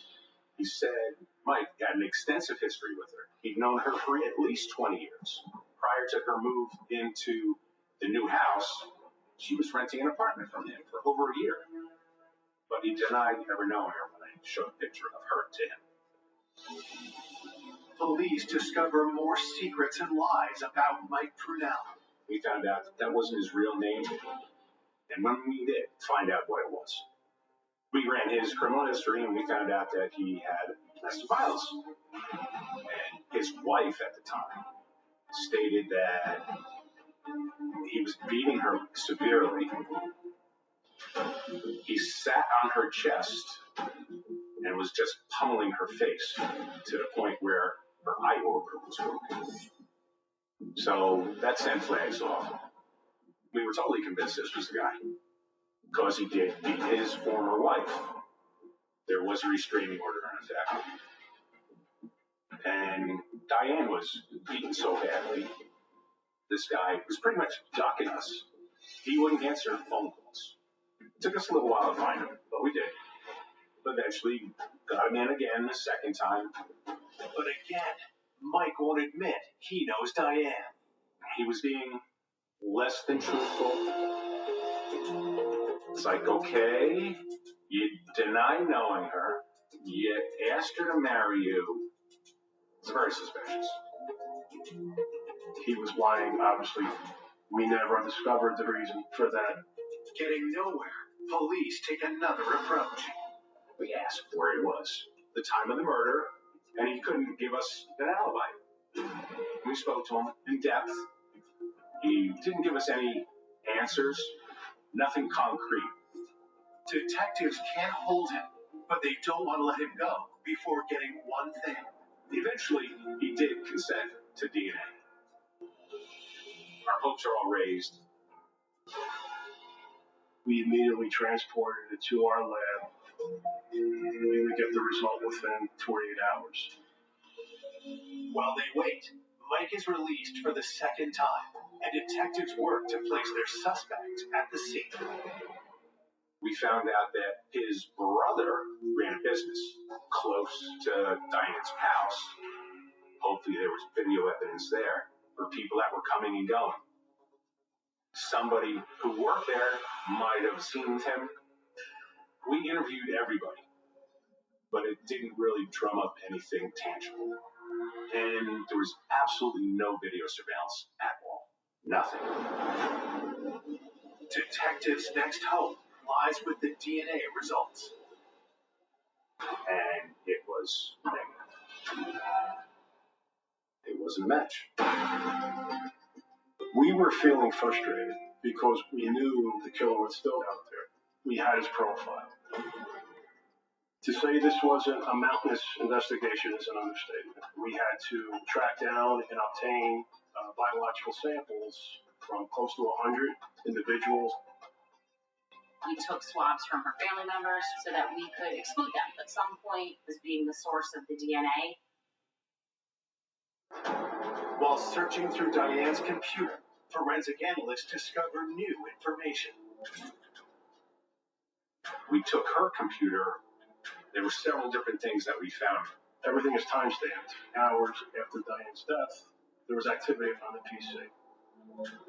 Numerous items, technology items, were attempted to be purchased using Diane's credit card. It was someone that was comfortable having things delivered to Diane's house and it not being out of the ordinary if they were the ones collecting them. We knew he tried to purchase an Apple computer, an iPhone, and it didn't go through. We had no idea why the purchase itself didn't go through. We also found that the killer, while in the home, was also searching pornographic websites. I mean, to go on pornographic websites after you just brutally killed a woman. Waiting for justice, takes a toll on Diane's friends. Who could it be? Why is this so complicated? We watch the news all the time and we see these things, we see murders, but when it happens to somebody you know, it's devastating. It's sad. It made me very sad about humanity. That someone is so capable of doing something so brutal to someone that is so beautiful. Everyone that loved her wanted closure on this. 3 weeks after Diane's murder, detectives get results back from the crime lab that send the investigation in an unexpected direction. We tested the black underwear found next to the decedent's head. DNA profile was collected. That DNA came back to her brother.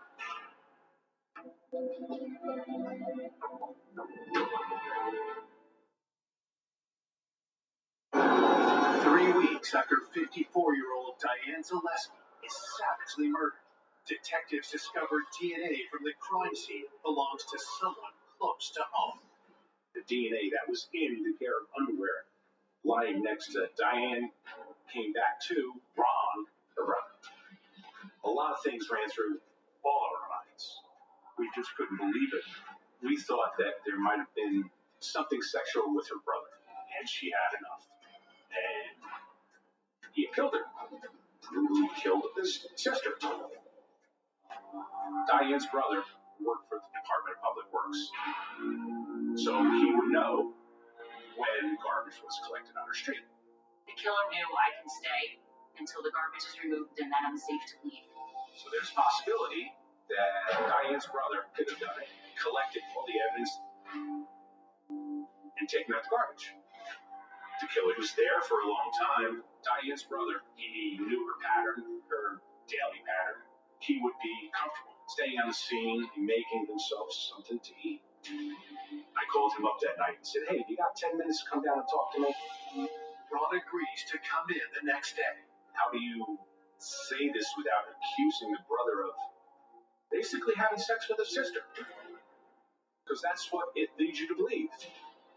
I have this report saying that Ron's semen was found in the underwear. So I just put the report on the desk and I slid it over to him and I said, what do you think? It's like he was hit by a freight train. The jaw drops. He said, I can't explain it. It can't be true. He went on about the wash and the laundry, that up until just prior to her death, she was doing laundry at her brother's house. I sort of left it at that. I said, we can keep this between us for now. I'll talk to you again in a couple days. In the interim, detectives send Ron's DNA to compare with the blood spot found at the scene. They also get some crucial details from Ron's wife. The wife said he was home with me, he couldn't have done this, he didn't do this. We asked specific pointed questions. She told us they weren't Diane's underwear, they were Ron's wife's underwear. They had the same size and brand of underwear. She did tell us that Diane had been doing laundry in their house. We also found out sperm can be resilient into the wash. So the sperm that was in the underwear could actually be from Diane's brother, and her sister-in-law and her underwear got mixed up. The whole family got by his side. After conducting all the interviews, we all came to the conclusion that he didn't do a thing. There's hard proof of Ron's innocence when investigators find out his DNA isn't a match for the blood found at the scene. The case took lots of twists and turns, and there were parts that were shocking to us where we had to kind of sit down and regroup. Diane was also on some dating websites, so we also had to attack that aspect of the case. Could she have met someone sinister over the internet? Online dating can be frightening. There are people who are really in troubles, and if they come across your path, you are the victim. Detectives focus on someone who called and texted Diane a lot. Kyle came to our attention because he was in a phone. And Kyle was very evasive. Didn't want to come in for an interview. He was just a friend. He wasn't romantic with her at all. At least that's what he said. But was that true? Or did Kyle want more than Diane's friendship? Her circle of friends said he was a possible person of interest. And we acted on it. We followed up on it.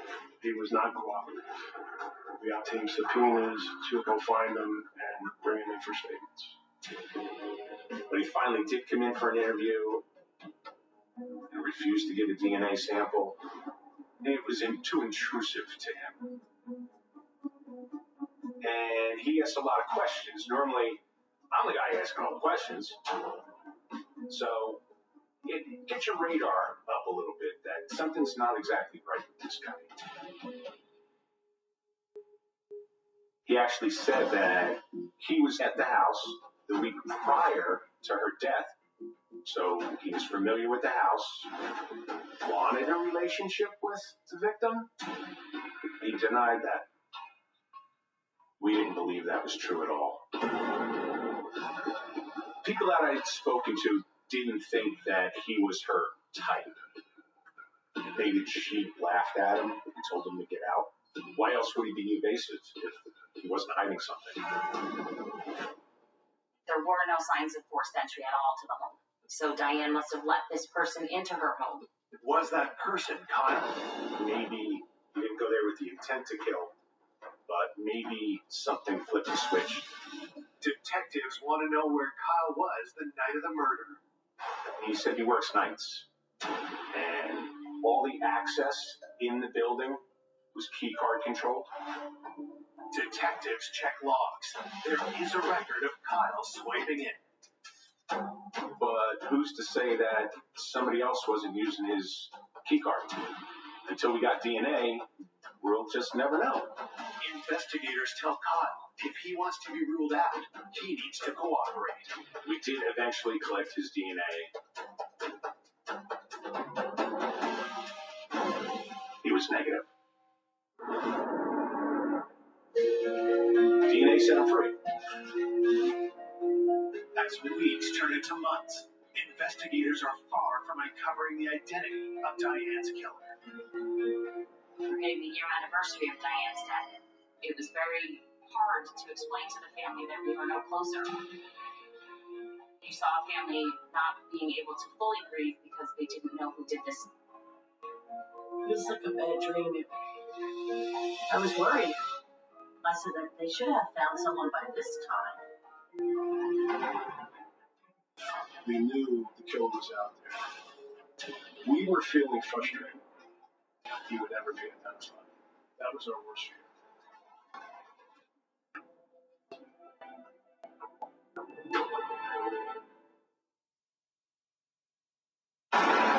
It's been a year since Diane Zaleski was found stabbed to death in her home, and police are no closer to solving her murder. To find her killer, detectives come up with a new strategy. We usually try to piece together the victim's life, but we felt we needed to come at this from another angle and try to figure out who our suspect was. Detective Henderson met with the FBI profile unit to identify what type of behavior a person may have done this to Diane. We talked to psychologists, psychiatrists, and we hashed everything out. Where we went, why we went there, what did this lead, is there anything still open? We went through all the DNA, we went through all the interviews, we went through the whole case. You know, the person trying to buy stuff online, the pornography that was visible, everything. We laid out the whole case. The profile came back to a loner, a petty thief, possibly, someone with psychological issues, someone that was in her life, but not for a long time. I'm awake. Yeah, I'm going to get ready to go upstairs soon. We realized that individuals that we were speaking to did not fit that profile.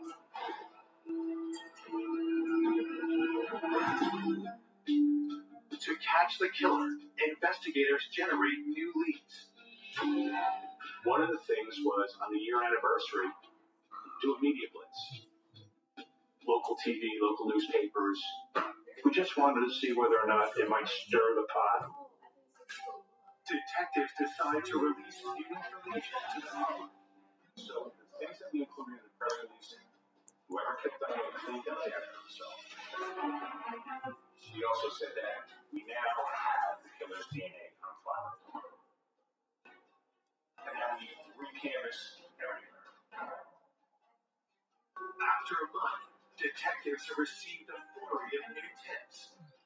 And one really grabs their attention.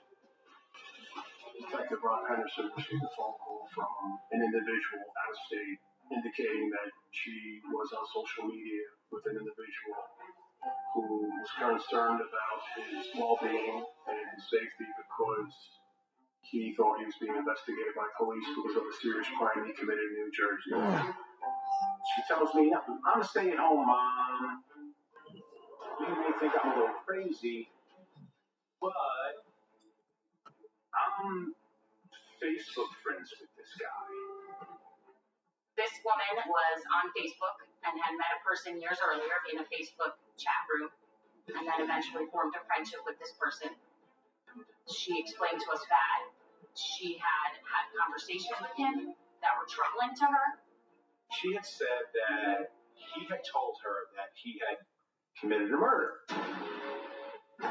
This witness was very concerned for her family, but she said, if he had anything to do with this, I need to speak the truth.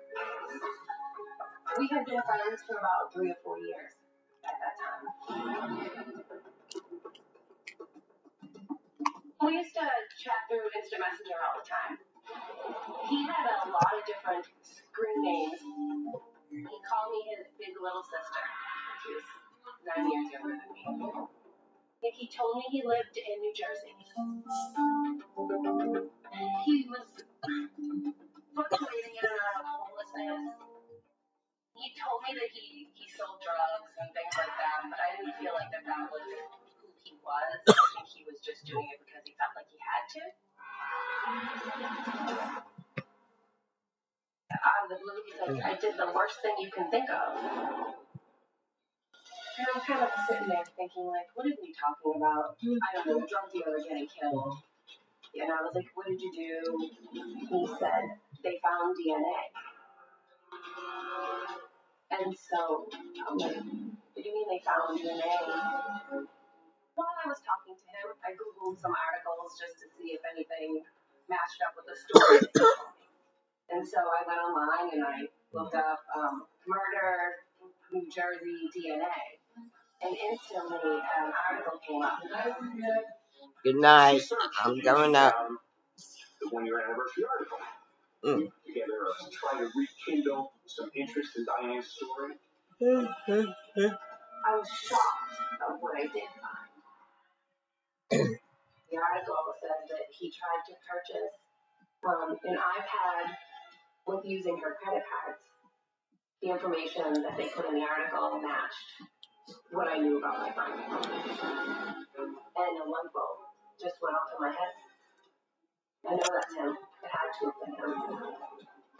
She told us that he had been washing clothing at her home and that how he had literally been in his boxers cleaning. She told me that he told her that he made himself dinner. Now, we did release certain things in the article about there was some food, but we didn't say he made himself a meal. We didn't provide that information, but he did. We ended that phone call, and then within a matter of hours, we're booking a flight to visit her and to take some evidence from her. Upon meeting with her and looking at her computer and doing a forensic examination, we knew we had the right guy. Detectives asked the woman for his name. Nashon. That's what he called himself, because he didn't like his first name, Arnell. She was a little nervous and a little hesitant, but eventually she gave us his full name. Arnell Yearwood. The last name gets detectives' attention. We knew from our campus that individuals with that same last name lived diagonally across the street from Diane. When we look back at all the documented reports, it was determined that we have spoke to the killer's mother.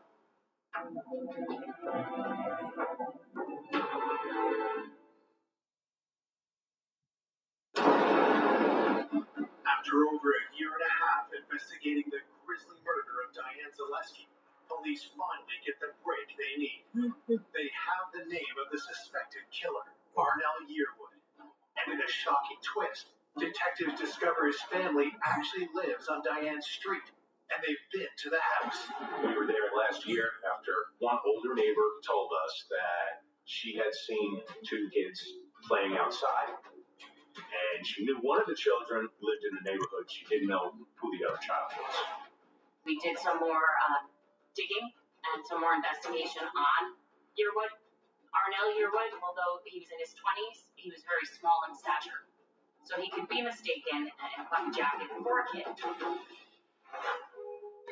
We knew that Diane had some kids on the block helping shovel snow or do some yard work.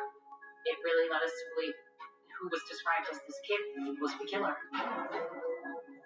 We went back across the street, made it look like we were canvassing other homes, but really we only had one home that we wanted information from, and that was his mother, Mrs. Yearwood. So we went to her home, said, we know you have a son, and asked specific information about that son. And her daughter, who lived in the home, the mother of that child that was seen on the block, expressed to us that her brother, Arnell, had been at times living in the basement. And it would have been during the time frame of Diane's murder. That her brother sometimes would be outside with her own son. Arnell's mother insists she has no idea where her 26-year-old son is. We have to find this guy because we have to do a DNA match. There was now an absolute man-up. A track and trace on Arnell's phone narrows down his position. Somebody's got eyeballs on the house. And next thing you know, a kid starts walking down the street. Sure enough, it was Arnell Yearwood. He was 5'1", 120 pounds, soaking by the wear of winter clothes. Looked like a kid. No one expected this. We scooped him up and we took him back to the office. He was nonchalant. I don't know what you're talking about. I don't think I was there then. Detectives push harder, knowing they need to get a DNA sample from Arnell to compare to the crime scene. He did consent, but after we took his DNA, they stopped talking. My boss called me at 7 o'clock that night and said, it's him. On April 7, 2012, police arrest Arnell Yearwood for the murder of Diane Zaleski. He was charged and brought back to the homicide task force and questioned again. This time, Arnell starts talking, and investigators can now piece together what happened the night of Diane's murder.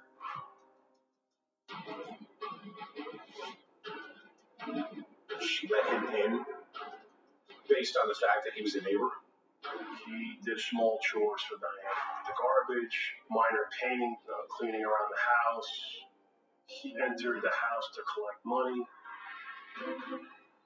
Diane looked at him as the nice neighbor kid that she was trying to help.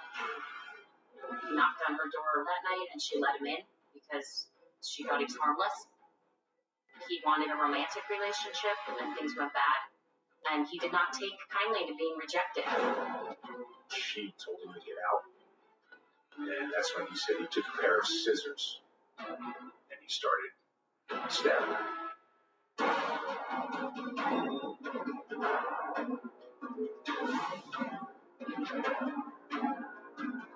In the entrance right at the front door, that's where the first attack occurred. After he had her down on the ground, he was strangling her. He dragged her down the stairs and left her body dead at the bottom of the stairs.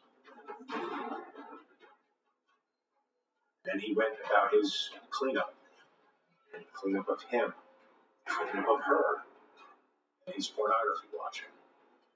And at some point, he made himself something to eat.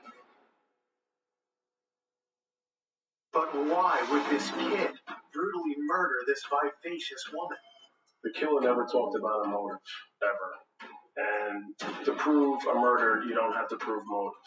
We never identified what a motive was. Whatever it was that caused him to act the way he did, so viciously, it will never be explained. In court, Arnell Yearwood pleads guilty to the murder of Diane Zaleski. He is sentenced to 30 years in prison. Oh, he was just a monster.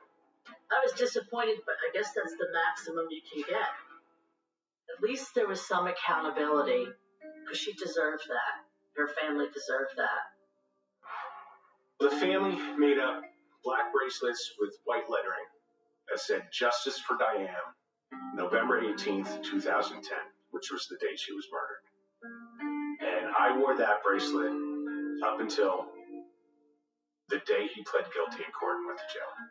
2.5 years I wore that, and I didn't take it off.